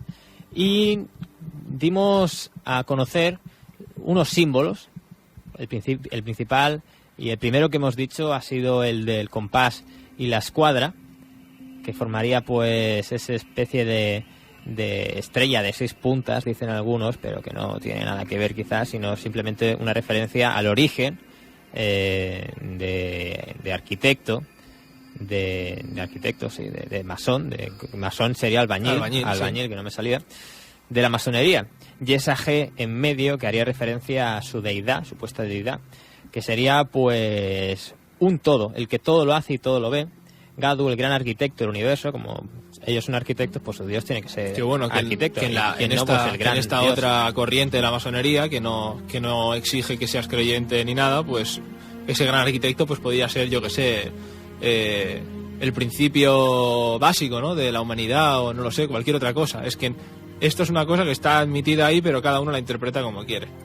Otro de los símbolos clásicos de la masonería sería ese suelo ajedrezado, que haría referencia, dicen algunos, al que estaría presente en el Templo de Salomón, y otros, por el simbolismo de sus colores, el blanco y el negro, pues sería una especie de alegoría a la lucha entre lo terrenal y lo trascendental. por decir cosas, pues pueden Claro. ser, pero eso quien lo sabrán de verdad son los masones. Nosotros en este momento, pues yo me inclino más porque es algo simbólico y que hace referencia pues a esto precisamente que he dicho, de la lucha, de ese debate entre lo trascendental y lo terrenal. Tú has mencionado el pelícano. El pelícano Que está presente en el grado Rosacruz. Es uno de los símbolos, de uno de los grados más trascendentes, más importantes en la masonería. Y bueno, pues haría una referencia que podría haber cogido cualquier otro pájaro o cualquier otro animal, pero dicen que es el pelícano, aquel ser que da su propio cuerpo y alimento a los hijos. Cualquier pájaro, ya lo hemos dicho. Y bueno, pues sería una especie de referencia, de un símbolo de amor y de difundir, de entrega a la vida. Una cosa, yo creo que esto del pelícano, que ahora que dices tú que podrían haber elegido cualquier Claro. otro, yo creo que esto viene más que nada de los bestiarios medievales, que escogían a distintos animales como símbolo de una cualidad humana en concreto, ¿no? Sí, y por ejemplo, pues desde la Edad Media pues se relacionó al pelícano con eso, ¿no? Como el símbolo de entrega, ¿no? Por la progenie. Pero que cualquier pájaro Sí, pero podría eso, ser. sí. Que cualquier pájaro podría ser. Y bueno, ¿quién no ha oído hablar nunca de esos símbolos masones presentes en los billetes de dólar? Hablaremos después. Pero el dólar, Estados Unidos, ¿los principales firmantes de la Declaración de Independencia eran masones? Pues sí, eran masones. Sí, no. O sea, Los principales. Los principales, sí. Sí. Es que circula también por ahí la leyenda urbana de que todos eran masones y demás. Bueno, bastantes, pero no todos. Y bueno, eso de que los masones es una especie de gobierno en la sombra que no quiere, pues digamos, llegar al poder y hacer pues que todo el mundo vaya mal y que no nos enteremos cómo, ¿eso es cierto? Pues a ver, yo te diría que contundentemente no. Para empezar por una cosa, la propia estructuración de la masonería, que como decíamos, cada logia es independiente. Y sí que es verdad que se asocian en plan confederación, pero simplemente para reconocerse unos a otras como masones y no como impostores. Y entonces, ¿por qué los principales firmantes de la Declaración de Independencia y muchas otras personas relevantes a lo largo de la historia del mundo moderno, han sido masones? Pues... ¿No será esa especie de colegio que los educa desde un principio para que lleguen a las altas esferas y así controlen el mundo de manera subterfugia? Pues yo te diría que lo que es estudiar, probablemente estudiaron igual al lado del pupitre de un partidario del absolutismo, por ejemplo. O sea, de una ideología pues quizá completamente opuesta. Yo creo que la explicación es mucho más sencilla. Y a raíz de esto que hablamos del absolutismo, la masonería nace en pleno siglo XVIII, en la que prácticamente el 90% de los estados europeos son monarquías absolutas, en los que existe una total privación de libertad y ausencia de libertad de expresión, de derechos, de todo. O sea, el rey es la ley y la ley es el rey. Bueno, el absolutismo, todos tenemos constancia de que ese concepto es algo pues dañino para la sociedad. Claro. Entonces, en ese momento, pues creo que es lógico, como sería por ejemplo el caso de la Revolución Francesa o de la Revolución Americana, creo que es lógico que una sociedad tampoco secreta, bueno, en aquel momento secreta sí, porque se jugaban la vida, entre comillas, pero hoy en día semisecreta o discreta, por decirlo con una palabra más adecuada, pues que tiene principios estos, pues el libertad, igualdad y fraternidad, completamente opuestos a los gobiernos de sus países, al régimen imperante en ese momento. Es lógico que no como entidad, como masonería en sí, porque tienen prohibido hablar de política sino y religión, como un movimiento revolucionario en contra del sistema. Sí, pero no la masonería como tal, vuelvo a repetir, sino los ideales de la masonería. Exacto, lo único que estoy diciendo es que es lógico que los masones, fuera del templo, fuera de sus rituales masónicos, por el hecho de compartir una ideología contraria a esos gobiernos, en el plano político todos estuvieran en un mismo bando. No me parece tan descabellado. No, es que no. Es que es como, por ejemplo, en el caso de la Guerra Civil Española, vale. al Parlamento, en la Segunda República, se le llegó a llamar la logia parlamentaria, porque la mayoría de sus diputados eran masones. Hay que decir, es que la Segunda República era una conspiración judío-masónica, no sé qué. Bueno, en España judíos había pocos para empezar. Masones, bueno, pues los mismos que podía haber en cualquier otro país de Europa. Esto de judíos viene por aquel documento de los protocolos de los sabios de Sion. Sí, y creo que es lógico que en una situación pues de prácticamente guerra civil había un bando que precisamente no veía muy bien el tema de la masonería, más que nada por la influencia del ultracatolicismo, la Iglesia siempre ha condenado la masonería. A día de hoy ya digamos que no se pronuncia, la tolera más o menos, pero hasta hace bien poco, hasta hace 15, 20 años, la seguía condenando en cada encíclica que se hacía cada X tiempo. Y bueno, yo creo que por eso se ha dado siempre pues esta relación, ¿no? De masones, pues ya conspiradores revolucionarios. Yo creo que no, que es cierto que en ciertas conspiraciones contra los poderes, digamos, dictatoriales o en revoluciones, digamos, de autonomía y de independencia han participado, historia, sí. Pero básicamente porque compartían ese objetivo. Claro. Pero no como masones, sino como ciudadanos normales y corrientes. Exactamente, así que no tiene nada de extraño que los principales firmantes, como hemos dicho, de la Declaración de Independencia de los Estados Unidos fueran masones. Es lo que tú has dicho, es decir, gente con un tipo de credo que estaba en auge en aquella época, y más en la época en la que se estaba firmando la revolución el Tratado de Independencia, que era en finales del siglo XVIII, a la vez que empezaba la Revolución Francesa. Y bueno, eso es igual. ¿Te quiere decir una cosa, Daniel? Sí, una cosa solo que, además, ojo, para que la gente no se monte historias y demás, que en el caso de la independencia de Estados Unidos, al ser una guerra de carácter de independencia, de tipo nacional, pues claro, los masones ahí estaban divididos. Había masones que apoyaron la causa de la independencia y había otros que lucharon, o sea, los realistas, los que lucharon por seguir permaneciendo en el Reino Unido. Que no tiene nada de extraño. Que vamos, yo creo que no. Eso es igual que esa archiconocida, o no tan conocida, no lo sé, supuesta sociedad secreta, o también gobierno en las sombras, a la cual pertenecerían muchos de los que han sido y están siendo presidentes de los Estados Unidos, que es el club, se podría decir, sí, yo creo que eso es un o club. como la hermandad, la fraternidad de los Skull and Bones, que dicen, bueno, es que eso es masón, y qué curioso, ¿no?, que todos los presidentes de Estados Unidos sean pues miembros de ese club, ¿no? De ese club que tiene pues en su simbología y todos no sé, pero bastantes, y en sus jueguecitos pues algunos rollos parafernálicos, por así decirlo, que intentan imitar los ritos masones y cosas de estas, que no es nada serio, se podría decir. Pero bueno, se fundó en el año 1832 por el que sería uno de los pues antepasados del presidente Roosevelt. ¿Y qué tiene de extraño esta fraternidad Skull and Bones? Pues como hemos dicho, fraternidad. Aquí no es una fraternidad a lo que se ve en las películas americanas, que cada alumno de la universidad se tiene que apuntar en una de estas fraternidades, que cada una está dedicada a una actividad diferente. Uno está más por el deporte, otros por montar actividades en la universidad, y otros por beber y invitar a chicas. Exactamente. Pues esto sería seguramente Skull and Bones. ¿Y por qué los presidentes, bueno, no exactamente, o la mayoría de presidentes? Como tú sabes, tiene otro rollo. Tiene otro rollo, pero oye. Es como lo que comentábamos antes de empezar el programa, pues un poco en plan club de contactos. Es como un Facebook, pero a la antigua. Es un Facebook a la antigua, bueno, pero esto vengo a desmitificar esa procedencia de todos los presidentes, o casi todos los presidentes de Estados Unidos, a este club Skull and Bones. Lo que tenías que tener era bastante dinero. Bastante dinero, y bueno, quien apuntaban para ser presidente, o iban a Harvard o iban a Yale. Sí. ¿Y qué pasa? Pues que en Yale, que es donde acabarían la gran mayoría, los que tienen dinerito, las grandes familias, que acabarían siendo después o bien presidentes de Estados Unidos o bien pues presidentes de grandes compañías internacionales o de lo que sea, como las empresas del petróleo y similares, pues ¿qué pasa? Pues que quieras o no, como había ese contactismo que tú has dicho, y eran amigos, dice... Enchufeo y apúntate, ¿por qué no te apuntas a Skull and Bones? Ahí sí que se montan buenas fiestas. Y ya está.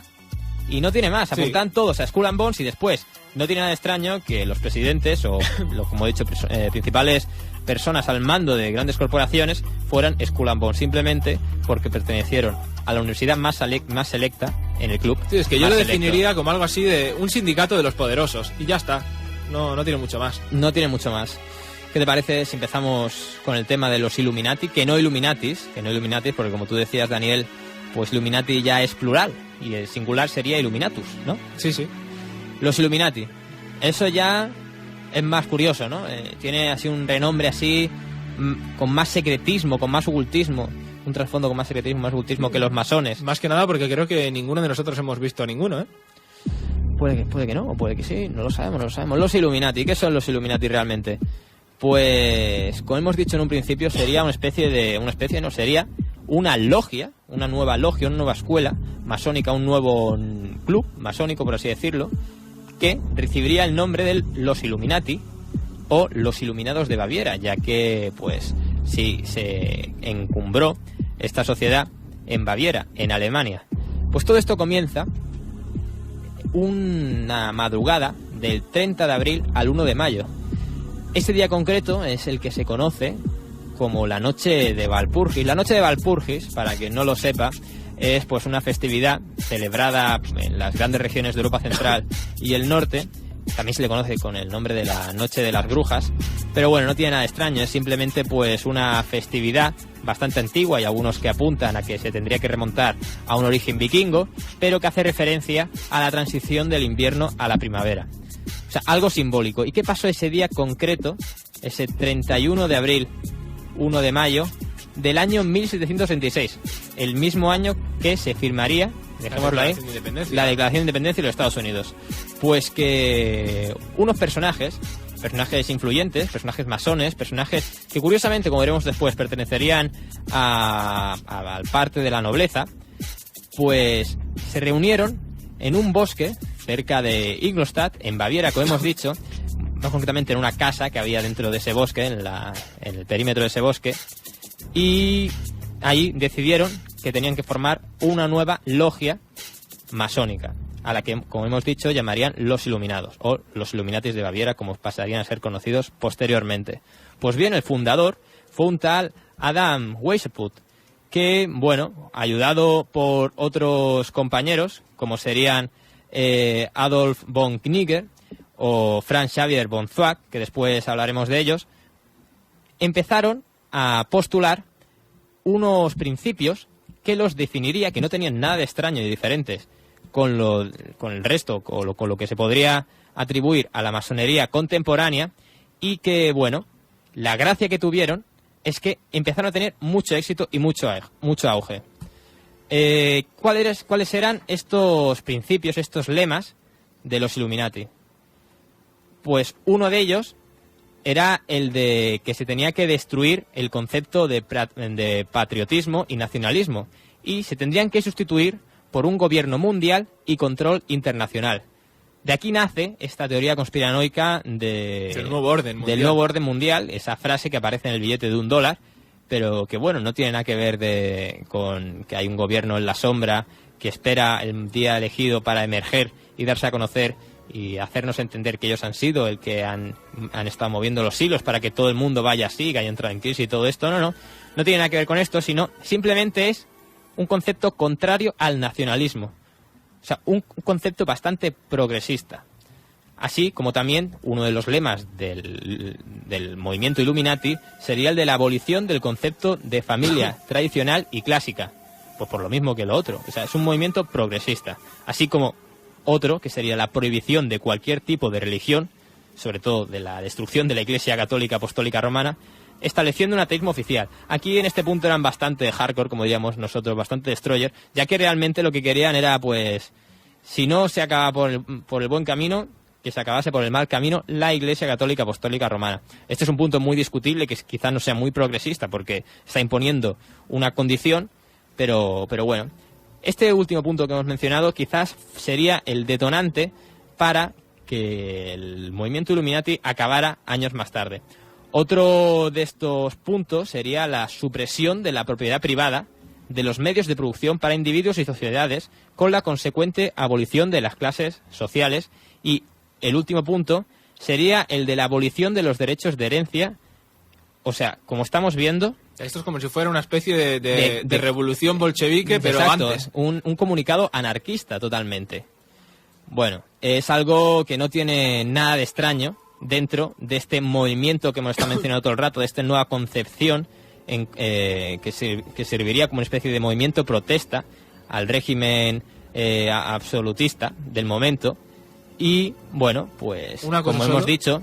La diferencia quizá que tiene, por eso se montaron una logia aparte a la que ya pertenecían ellos, una logia masónica aparte, y pasaron a formar parte de una, entre comillas, paramasonería no reconocida por el resto de la masonería, era por una razón muy sencilla. Habíamos comentado esto una de las cosas que, perdón, se me había olvidado comentar, es que para ser masón se te exige que respetes las leyes del estado en el que vives. Y claro, si de repente empiezas a tomar ciertas medidas que bordean a veces casi el terrorismo, digamos que estás contraviniendo los principios que tú juraste. Entonces Claro. te tienes que montar un club aparte. Y otra diferencia con el movimiento masónico, siendo, no olvidemos, los Illuminati una logia dentro de la masonería, otra logia más, con esta radical diferencia, se podría decir que hemos mencionado, es que no tendrían esos 33 grados, sino 13 grados. 13 grados de iniciación a los cuales se accedía conforme se iba demostrando pues más lealtad a la orden y más conocimiento sobre esta. Cada grado, como podemos suponer, pues tendría sus propios rituales y, bueno, a los cuales no estaban autorizados revelar a grados inferiores, así como pasaría también en la masonería. Y cada miembro juraría obediencia incondicional a sus superiores. Los grados, al igual que ocurriría con los masones, se dividirían en 3 clases. Una primera clase, a la que los Illuminati llamarán los víbero, una segunda clase, la francmasonería, y la tercera clase, la conocida clase de los misterios. O sea, estamos viendo que tenían, pues sí, unas ciertas diferencias con los masones, pero que compartían, digamos, unos mismos principios, unas mismas bases. Como hemos dicho, todo esto empezó el 30 de abril, la madrugada del 30 de abril al 1 de mayo del año 76 del siglo XVIII, fundado por Adam Weishaupt. Pero no solo estaba él, sino que también contaba con la compañía de Max Merz, que bueno, fue, digamos, uno de los principales estandartes de este movimiento, de esta logia masónica, ya que les dio la idea de hacerles creer a los nuevos adeptos que la orden era mucho más antigua desde el siglo XVIII y que existían pues más jerarcas fuera de esta ciudad, de este bosque donde estaba sucediendo esa noche mágica de Walpurgis, esa fundación de los Illuminati, y bueno, pues que digamos que era un movimiento con más trasfondo, con más grupos que los apoyaban. También, entre esas personas que fundaron la logia de los Illuminati, nos encontraríamos con Anton von Massenhausen, que no es ni nada menos que un masón más, como serían pues el resto de sus compañeros. O sea, como estamos viendo, estamos entrando en contacto con diferentes personas, como veremos más adelante también, que pertenecerían al régimen, curiosamente, irónicamente, contradiciéndose a los principios de los Illuminati, al régimen de la burguesía, que hemos dicho que uno de los principales lemas de la Fundación Illuminati sería la abolición de las clases sociales, por lo tanto no tendría que haber burguesía, y lo mismo que otro de los lemas de los Illuminati, que era la supresión de la propiedad privada, pues digamos que no tendría mucho sentido que los personajes de la nobleza, como serían condes, pues pertenecieran a este nuevo movimiento surgido en esa época. Pero oye, es que realmente fue así. Sí, bueno, hay gente que siempre está dispuesta a renunciar, ¿no? Por ejemplo, en el caso de los fundadores del socialismo y del anarquismo y demás, pues fíjate, Marx, burgués, y en el caso del anarquismo, Kropotkin era un noble ruso. O sea que, bueno, yo siempre digo lo mismo, y es que por aquel entonces, digamos que la clase trabajadora, por decirlo así, tenía tanto trabajo que el poco tiempo libre que tenía no era precisamente para pensar. Tenía otras cosas mejores que hacer, como disfrutar un mínimo de tiempo de la vida. Pues este grupo masónico era un poco así freak entre ellos, y se ponían motes en honor a la época helénica, a la época de la Grecia clásica, en la cual, pues por ejemplo, el fundador, Adam Weishaupt, se llamaría a sí mismo Spartacus, o por ejemplo, Max Merz, el que hemos dicho que sería pues el que atribuiría, el que sería el sustento de nuevos adeptos para la orden o la logia, como queréis llamarlo, tendría el nombre de Tiberius. Y Baviera, o la Alemania, o Múnich, creo recordar, Múnich, la capital de Alemania, la llamaban, pues en honor a esa Grecia clásica, Atenas. No, capital de Baviera en aquel entonces. La de Alemania seguía siendo Berlín. Bueno, es que por aquel entonces Alemania como Baviera, tal, vale. no existía, era la Confederación Germánica esta.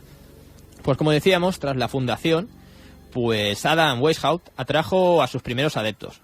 Uno era pues un estudiante de Múnich llamado Franz Xavier von Hack y un varón protestante de Hannover llamado Adolf von Niger, quien ya estaría iniciado en la masonería y que posteriormente desarrollaría el llamado rito de los iluminados de Baviera, junto al propio Weishaupt, a quien introdujo dentro de la logia de Múnich. Pues gracias a las habilidades de este nuevo miembro, von Niger, los Illuminati rápidamente se extenderían, de ahí su éxito, por todo todo el centro de Europa, por Alemania, por Austria, por Hungría, Suiza, Francia y otros puntos de Europa. Y bueno, ¿qué pasa?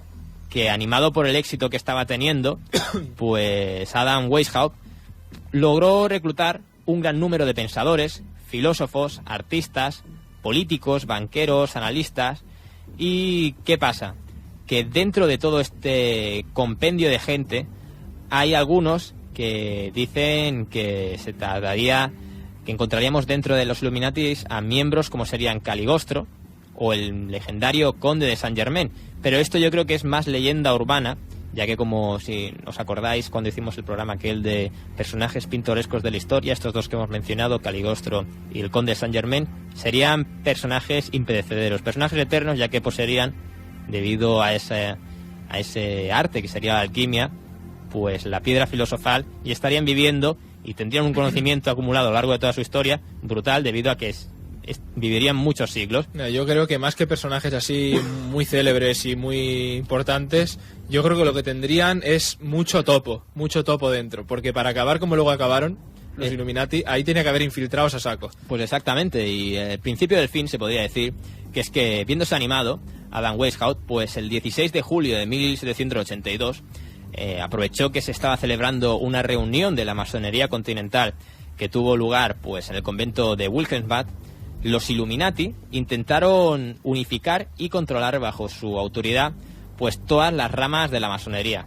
O sea, estamos viendo que esta gente que realmente quería abarcar aún mucho más y unir a todas las logias en una, y así pues difundir y tener más fuerza sobre esos pensamientos progresistas que luego no tendrían nada extraño, que sirvieran de inspiración pues a pensadores como Karl Marx, y bueno, que el movimiento proletario adquiriría siglos más tarde, pero no tendría nada de extraño.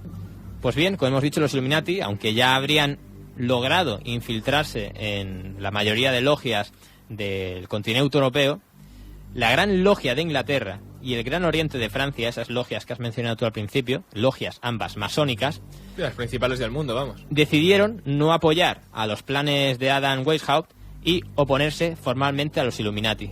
¿Por qué? Porque estaban viendo que esta gente eran un poco radicales, estaban un poquillo loquillos, y que si tenían más voz de la que tenían en ese momento, la podrían llegar a liar, y así, pues el movimiento masónico al cual pertenecían los Illuminati se vería afectado de alguna manera u otra. Pues debido al fracaso de este movimiento de los Illuminati, de ese intento por unificar en aquella reunión de la masonería continental a todas las logias en una y hacer así pues más fuerte su sentimiento contra el sistema de clases y ese sistema autoritario y burgués que existía en esa época, pues von Nigge renunció pensando que ya no tenía sentido seguir con los planes y se retiró a Bremen. Von Nigge, como hemos dicho, uno de las principales cabezas del movimiento Illuminati. Y bueno, ¿qué se puede decir de Adam Weishaupt? Pues que empezó a recibir ofensivas de los masones de Inglaterra y de Francia, y también digamos que acabó un poco desprestigiado. Pues como si no fuera eso suficiente, se ha de decir que el 22 de junio, como tú decías, 22 de junio del año 84 del siglo XVIII, los Illuminati tocaban fondo, ya que el príncipe elector de Baviera, un príncipe, alguien que estaría en contra, o sería pues un objetivo, se podría decir, de este movimiento Illuminati. Recordemos que los Illuminati están en contra de las clases sociales y de la nobleza y de la propiedad privada.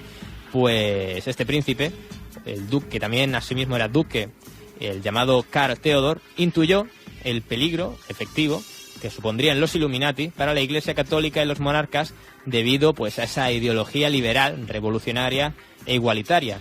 Y pues como no, como era el mandamás, decidió aprobar un edicto contra estos y la masonería y en general pues cualquier sociedad no autorizada por la ley. Así, Adam Weishaupt fue destituido de su cátedra, que era cátedra de una universidad, marchando al exilio en Ratisbona para dirigir la orden desde el extranjero bajo la protección del duque de Saxe. Como vemos, otra persona también perteneciente a la nobleza que está implicada dentro del movimiento Illuminati, una contradicción. ¿Pero por qué? Pues porque también la burguesía en aquella época, los nobles, estaban un poco también hartos del sistema y querían un cambio. Quizás más riquezas, no lo sabemos. El caso es que esta clase social de la nobleza estaba dentro de los Illuminati. Así, un año más tarde, en el año 85, El edicto que propuso Karl Theodor, ese duque y príncipe elector de Baviera, se confirmó y así dio comienzo a unas persecuciones y arrestos de los miembros de cualquier sociedad masónica o paramasónica, como sería propiamente la de los Illuminati. Los planes más secretos de los Illuminati fueron revelados por casualidad la noche del 10 de julio del año 1784, cuando un mensajero de Weishaupt, identificado como el Abad Lanz, moriría inesperadamente a causa de un rayo. El cadáver de este sería llevado a la capilla de San Emmeran por habitantes de la zona, y ahí entre sus hábitos se encontrarían los importantes documentos que trataban sobre los planes secretos de la conquista mundial, que no es que sería conquista, sino simplemente pues una revolución del concepto que se tenía en aquella época sobre el sistema establecido, y ser una revolución, un movimiento opuesto a ese movimiento que existía realmente. Pues bien, ¿qué pasa? Que cuando la policía de Baviera indagó en esos detalles que había en los papeles del abad supuesto San Emman, pues dijo que esto era muy malo, y se los dio a conocer al emperador del Sacro Imperio Romano Germánico, que por aquel momento era Francisco I, y bueno, el complot tramado con todas las monarquías, en especial la de Francia, curiosamente la de Francia, quedemos con esto, en donde, pues como sabemos, más tarde, en el año 89 de ese mismo siglo, se gestaría la llamada Revolución Francesa y la caída de Luis XVI y María Antonieta, pues dijo el primer emperador que los Illuminati ya se van a ir, van a dejar de existir, los perseguimos y va a quedar disuelta la orden.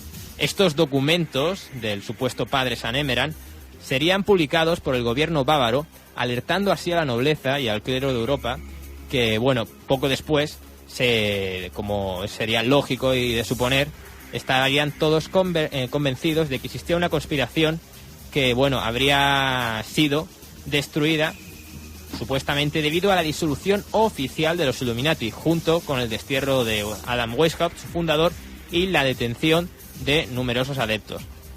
Por si no os habéis enterado, los Illuminati se fundaron a finales del 18 y, resumiendo, sería un grupo bastante revolucionario contra el sistema en el cual pues se sentían oprimidos, y que sus principales pues lemas o postulados servirían para dar pie, y que bueno, no eran los únicos a decir en aquella época los Illuminati, no todo se lo tenemos que atribuir a ellos, existirían otros grupos que dieron lugar más tarde a la llamada Revolución Francesa.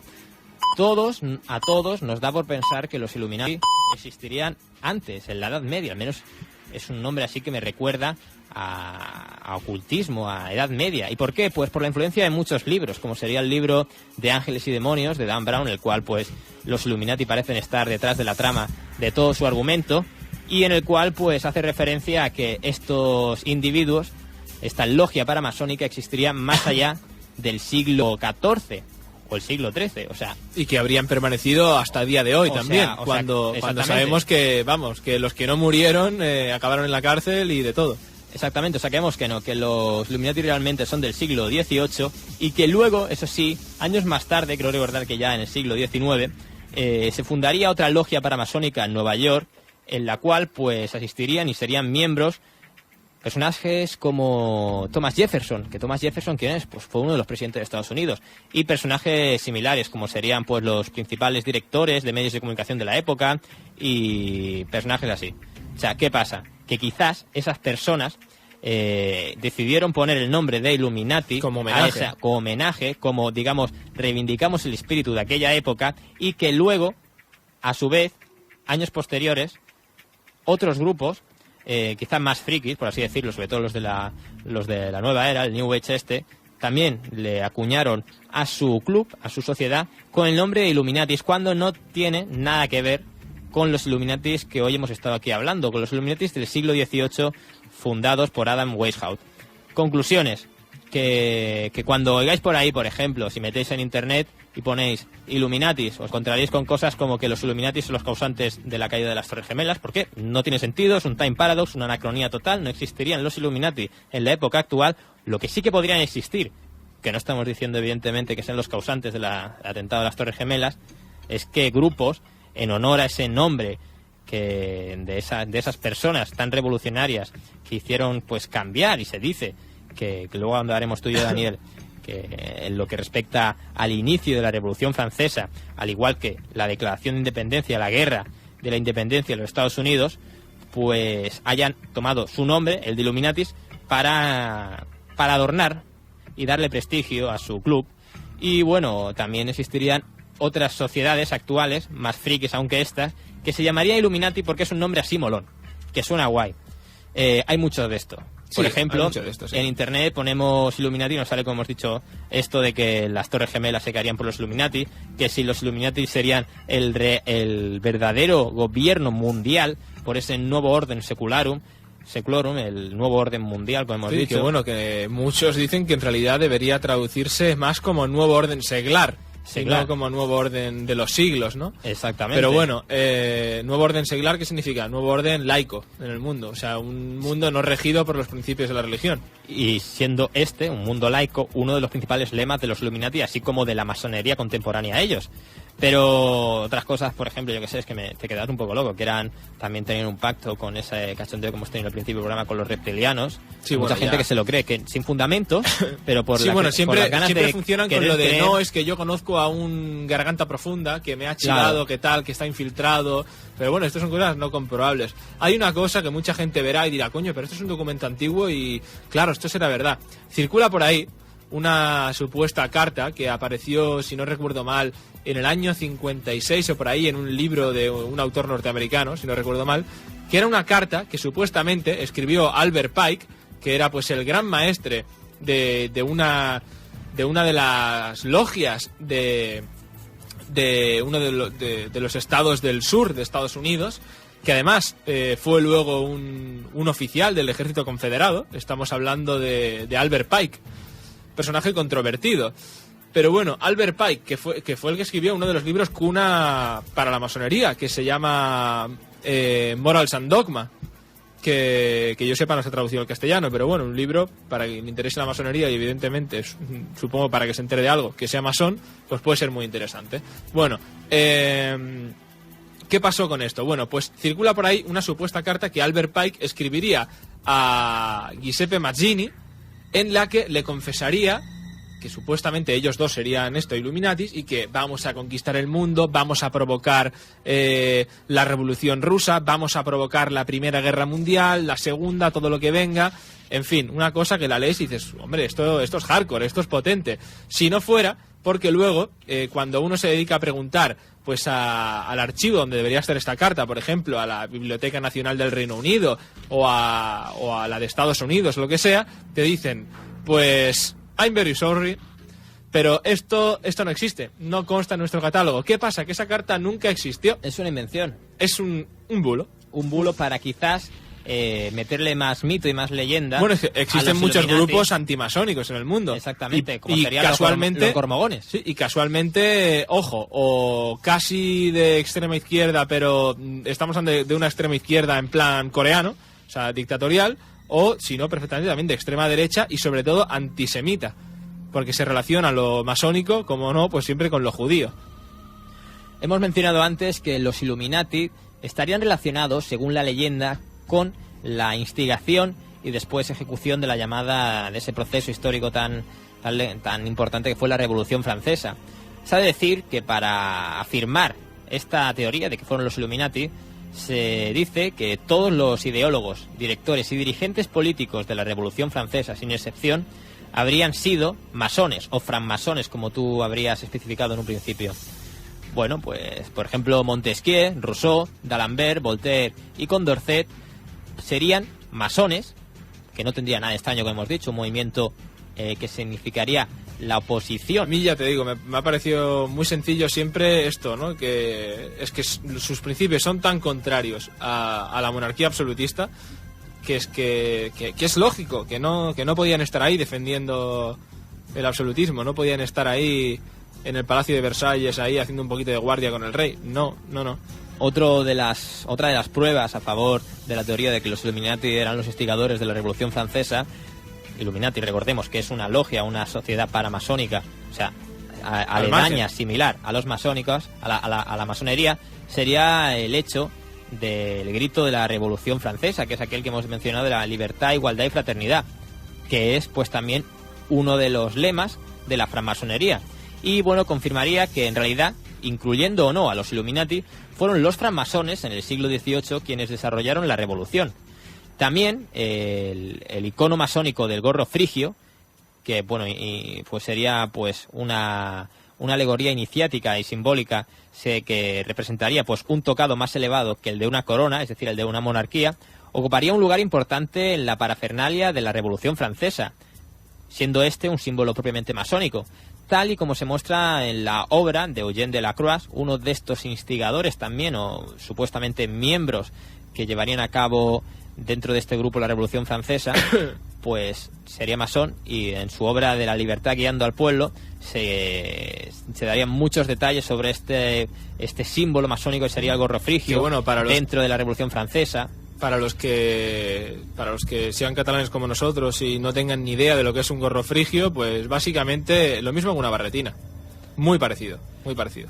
También existiría en Francia, poco antes de la Revolución Francesa, otra logia de francmasones que se llamaría muy similar a la de los Illuminatis. Esta vez se llamaría, en este caso, Les Illuminés, que vendría a ser lo mismo, solo que en francés. Y bueno, ya que este grupo era pequeño y menos influyente, molesto tampoco como el hecho de que los Illuminés franceses eran adeptos a una tendencia mística y a la iluminación radical de Adolf von Nigel, miembro de los Illuminatis que estamos hablando hoy aquí, pues dicen, sería lo mismo, sería la sucursal, por así decirlo, en Francia de los Illuminati. Por último, se tendría que decir que en febrero del año 1787 se llevó a cabo en Francia la Asamblea de los Notables, convocada por Charles Alexandre de Calonne, y en los años posteriores, concretamente en el 88 y el 89, una logia masónica de París, la llamada Logia de les Amis Réunis, los amigos reunidos, recibiría algunos de los máximos cargos de los Illuminatis ya disueltos, como Johann Christoph Bond y este varón que hemos mencionado en principio, del barón Basque. ¿Qué pasaría? Pues que quizás sí habría miembros o exmiembros, como hemos visto, de los Illuminatis detrás de este movimiento de la Revolución Francesa, pero que claramente la gran mayoría de ellos, más que Illuminatis, eran masones, y que, como estamos dando a entender, y eso es lo que, digamos, pretendemos, no tiene nada de extraño que los masones, en este caso, en el siglo XVIII, estuvieran detrás de los principales movimientos progresistas y de cambio que sucedieron en esa época. Sí, claro, no iban a estar en el otro bando. Eso sí que sería contradictorio. Simbología ya para acabar de los Illuminati. Todos hemos visto alguna vez ese billete de dólar que tendría en una de sus imágenes una pirámide que tendría, algunos dicen, bueno, sí, tiene realmente, por lo tengo aquí delante, 13 escalones. Pero que si cuentas, los ladrillos son 33 ladrillos. Son 33 ladrillos, o sea, tenemos 13, los 13 grados del rito Illuminati, y 33, los 33 grados del rito masónico. También se dice que el águila que aparece también en el billete está sujetando con su pata izquierda 13 flechas, quizá haciendo una alegoría a los 13 grados de los Illuminati. Pues y no. 13 estrellas, oye. 13 estrellas. Y 13 estrellas en forma de estrella de David, de estrella judía, por decirlo de alguna manera. Que hay muchos 13, pero en realidad no. En realidad quizá no tenga nada que ver con esto, porque hemos dicho año 1736, año en el que se fundaba la Sociedad Paramasónica de los Illuminati. En ese mismo año se firmaba la Declaración de Independencia. Se creaban los Estados Unidos de América. Estados Unidos que eran 13.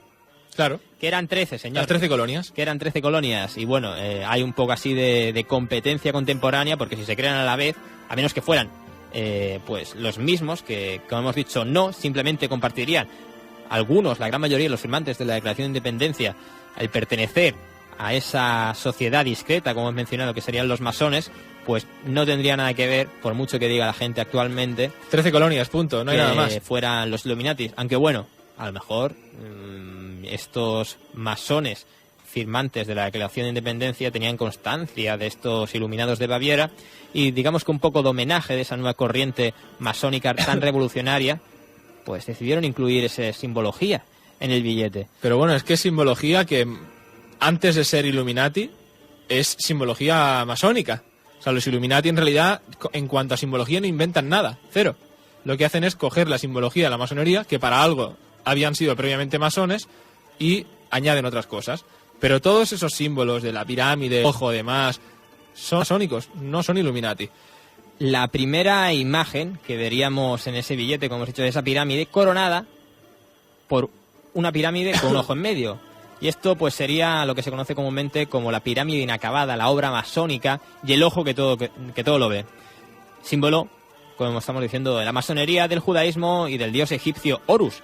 Horus, que como todos sabéis o no, no tenéis por qué saberlo, se peleó con su tío, si no recuerdo mal, por su tío Seth, y le reventó un ojo en la batalla, y ese ojo pues cayó, y significaba pues la esperanza de que la luz lucharía y acabaría cada día con el mal, la oscuridad. O sea, sería un símbolo de prosperidad, el ojo de Horus. Y después los masones incorporarían, porque recordemos que dentro de los masones existiría un rito egipcio, una corriente egipcia, la llamada masonería de Memphis, pues que no tendría nada extraño que símbolos de la mitología egipcia pasarían a incluirse dentro de la mitología o la simbología propiamente dicho de los ritos masónicos. Y otra cosa que mucha gente puede añadir a las teorías conspiratorias y tal es que, bueno, quiero decir, masones no solo ha habido en las revoluciones de independencia de los Estados Unidos, por ejemplo, sino en muchas de las banderas de los estados de Centroamérica y Latinoamérica. Hay claramente símbolos masónicos, entre ellos, por ejemplo, la hoja de acacia, el gorro frigio que decimos, y muchos otros más, por ejemplo, pelícanos, un montón de cosas que se ve claramente que vienen de simbología masónica. Pero es que, por ejemplo, el líder de la independencia cubana, José Martí, era masón. Esa es una de las razones por las cuales la masonería, a pesar de ser un régimen, el de Cuba, desde el momento de la revolución no precisamente democrático, pero por ejemplo en el resto de dictaduras de izquierda, tanto como las de derecha, la masonería fue perseguida. En la Unión Soviética la masonería se prohibió, en Vietnam también, sin ir más lejos, en Corea también. Los momentos previos a la Guerra Civil, es decir, los tiempos de la Segunda República aquí en España, porque hemos dicho, se le llamaba la logia parlamentaria, ¿no? Sí, porque era la broma de que se esos hacía. miembros eran masones. Y claro, ¿qué pasa si cuando llega la guerra ya acabada son ellos los que pierden? Pues claro, que se llevan la mala fama. Claro, los masones pues tenían que ser perseguidos porque eran los principales estandartes del movimiento opositor al régimen dictatorial de Franco. Pero bueno, de ahí esa conspiración judío-masónica, como hemos dicho. Bueno, y en el caso de Cuba esto, pues claro, no la prohibieron porque la masonería es en Cuba pues es de las más fuertes, ¿no?, de Latinoamérica.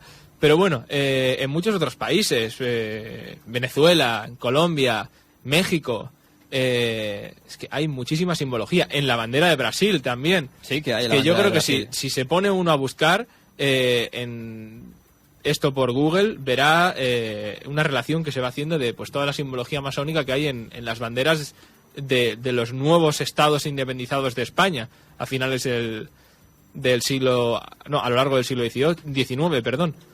Pues sí, como estamos intentando decir, me repito, pues esta gente... Esta buena gente, aunque podríamos decir que la orden tradicional de los masones, al excluir a las mujeres, pues no sé si muy buena gente serían, tendrían las costumbres y tendríamos que tener la mentalidad de aquella época para poder juzgarlos propiamente. La masonería llamada así tradicional se justifica diciendo que ellos ya tienen una masonería para mujeres, pero que no es masonería como tal, que es, no recuerdo el nombre exactamente, pero es una paramasonería que sigue más o menos la parafernalia de la masonería, pero hecha para mujeres. Masones Illuminatis, gente, como estamos diciendo... Pero bueno, que hay masonería que acepta mujeres también. Exactamente, la masonería liberal. La mitad de la mayoría de masonería del continente europeo, si quitamos las Islas Británicas, aceptan mujeres. Luego, en el resto del mundo, sobre todo anglosajón y Asia y el mundo islámico en general, pues no aceptan mujeres. Como decíamos, Masones Illuminatis, un colectivo de gente que se reunía clandestinamente o que, digamos, mantenía sus secretos que no revelaba al resto de la comunidad de la época, ya que en esa comunidad de la época propiamente pues existían unos regímenes dictatoriales, absolutistas, monárquicos, los cuales pues significaban una opresión y también significaban pues un impedimento al desarrollo de la sociedad. Los masones y los Illuminati simplemente pues fueron las personas que más pensaban en aquella época, se podría decir, sobre cómo salir de esa época pues, como estamos diciendo, de una época tan oscura, porque tan es oscura, así, tan absolutista, y que no tiene nada de extraño, ¿vale?, que estuvieran detrás del movimiento de la Revolución Francesa, propiamente dicho, los masones, y que os olvidáis de que ese año 1776 que aparece al pie de la pirámide representada en el billete de $1 haga referencia al año en el que se fundó los Illuminatis. No, por favor. Historia. El año 1776 se fundaron los Estados Unidos de América con esas 13 colonias, 13 grados que tendría pues el rito de los Illuminati. Coincidencia y Porque punto. Hace hace referencia a las colonias. Y ya está, y que no os motivéis, si es que os motiváis cuando leéis por ahí que los Illuminati están detrás de la gripe A, de la guerra de Irak y los verdaderos propósitos. No. Quizá detrás no. de todo eso está otra cosa más grave, que es la codicia. La codicia, exactamente. Y que los Illuminatis se fundaron en el 18 y acabarían también en el 18, y los masones se fundarían. Pues en principio la masonería como tal en el 18. Y luego, eso sí, sus orígenes míticos, pues cada uno los lleva más atrás en el tiempo, pues en función de sus preferencias, ¿no? Pero bueno, podríamos decir que masonería actual, contemporánea, simbólica, desde el siglo XVIII hasta la actualidad.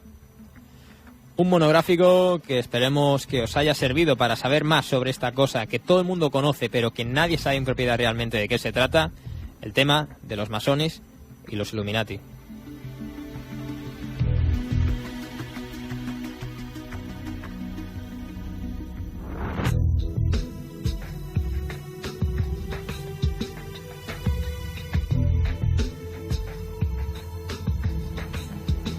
Y ahora pues volveríamos a contar con nuestro colaborador Antonio Runa en aquella sección pues que ha tenido tanto éxito y que tanto acompaña nuestro programa, que es la sección de dioses, héroes y monstruos. Ya sabéis, esa sección que él hace pues con su peculiar estilo, muy didáctico y muy entretenido, sobre las principales leyendas históricas mitológicas a lo largo de la historia. Esta vez nos vamos a ir pues a la mitología de las mitologías, a la mitología griega. Y vamos a hablar de ese proceso que se llevaría a inicios de la mitología griega, conocido como el de la titanomaquia, el de la lucha de los titanes, y pues la posterior recompensa y victoria de los dioses que ocuparían el Olimpo. Dioses, héroes y monstruos.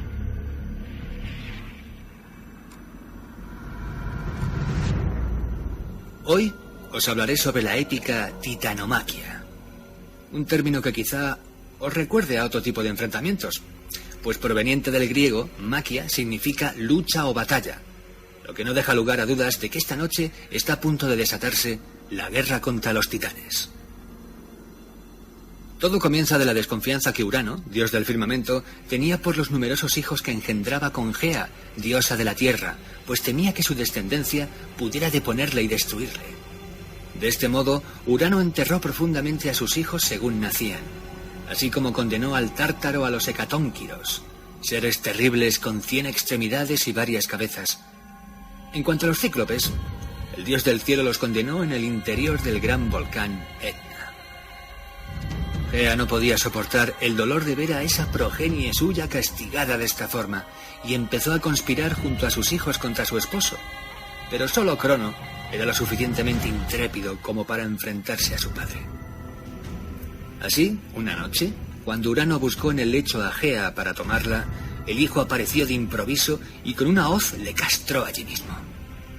Posteriormente, Crono lanzaría los genitales de su padre todo lo lejos que pudo arrojarlos, y de la sangre y el esperma desparramado acabarían germinando seres terribles, como los gigantes, las euménides, erimias o furias, las melíades y otras criaturas con menos nombre pero igual maldad. Aunque también restos de su semilla cayeron en el océano, del que surgió Afrodita, la bella diosa del amor, el deseo y la pasión sexual. Derrocado Urano, Crono gobernaría el firmamento con las mismas reservas y temores que atormentaran a su padre. Los cautivos hijos de Urano permanecieron en sus prisiones, y cuando Crono tomó la mano de su hermana Rea, decidió devorar a todos los hijos que con ella tuviera. De esta forma, Rea conspiró contra su marido, como lo hiciera su madre Gea en el pasado con el suyo.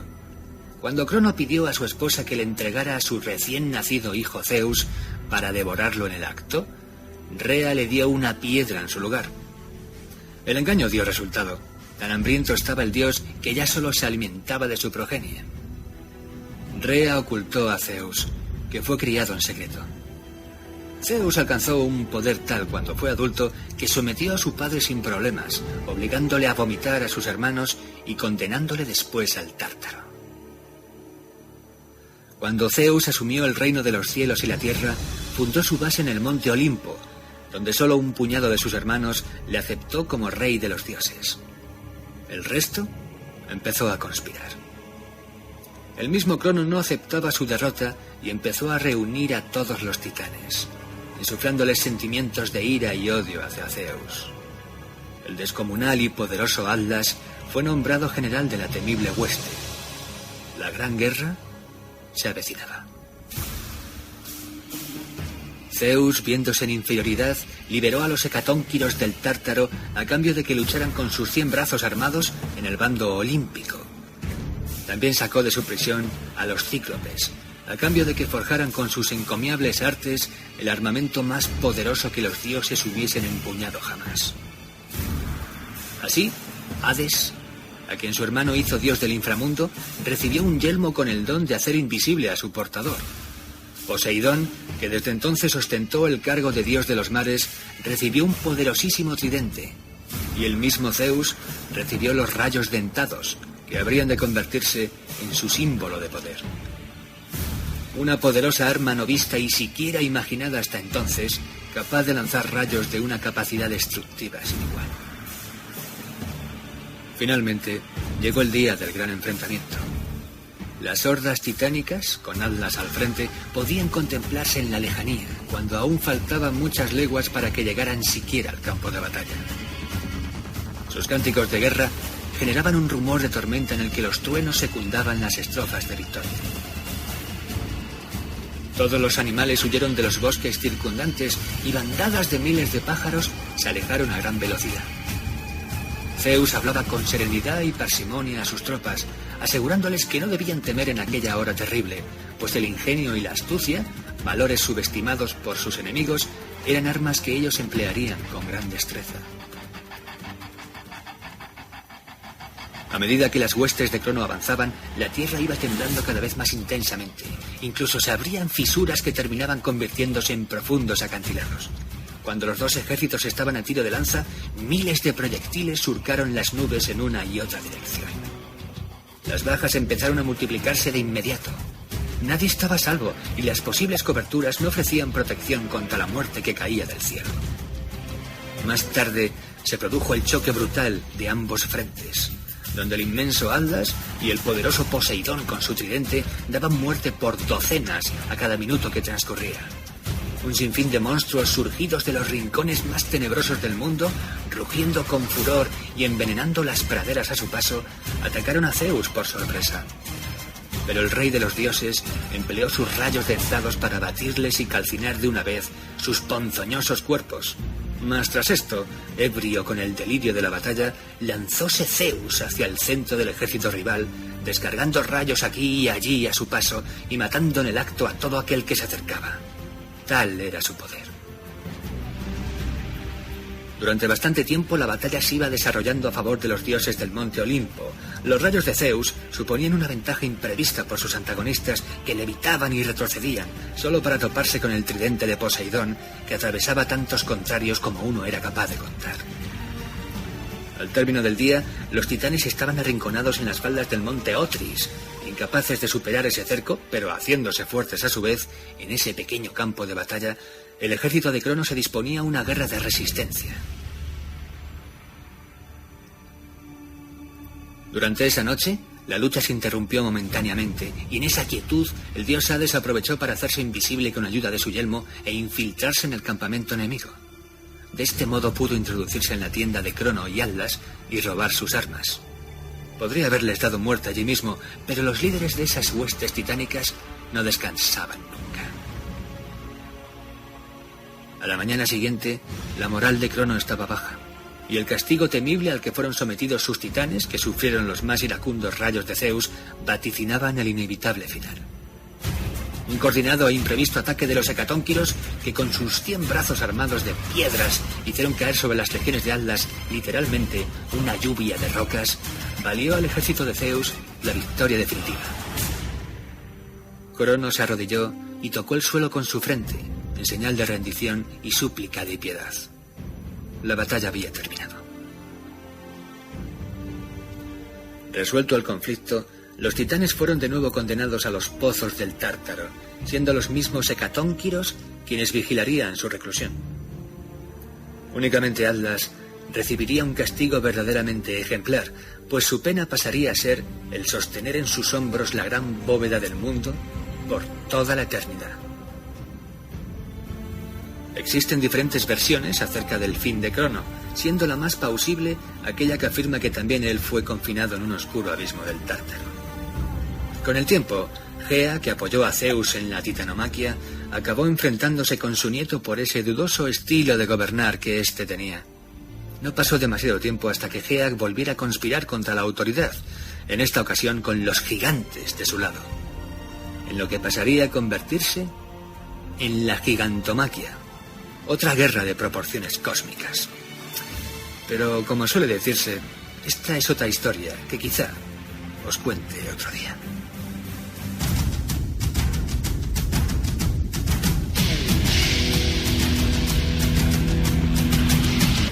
El tiempo es oro, así que hasta aquí el programa de hoy y nos vamos a ir hasta la semana que viene. ¿Nos vamos de carnaval? Pues sí, venga, va.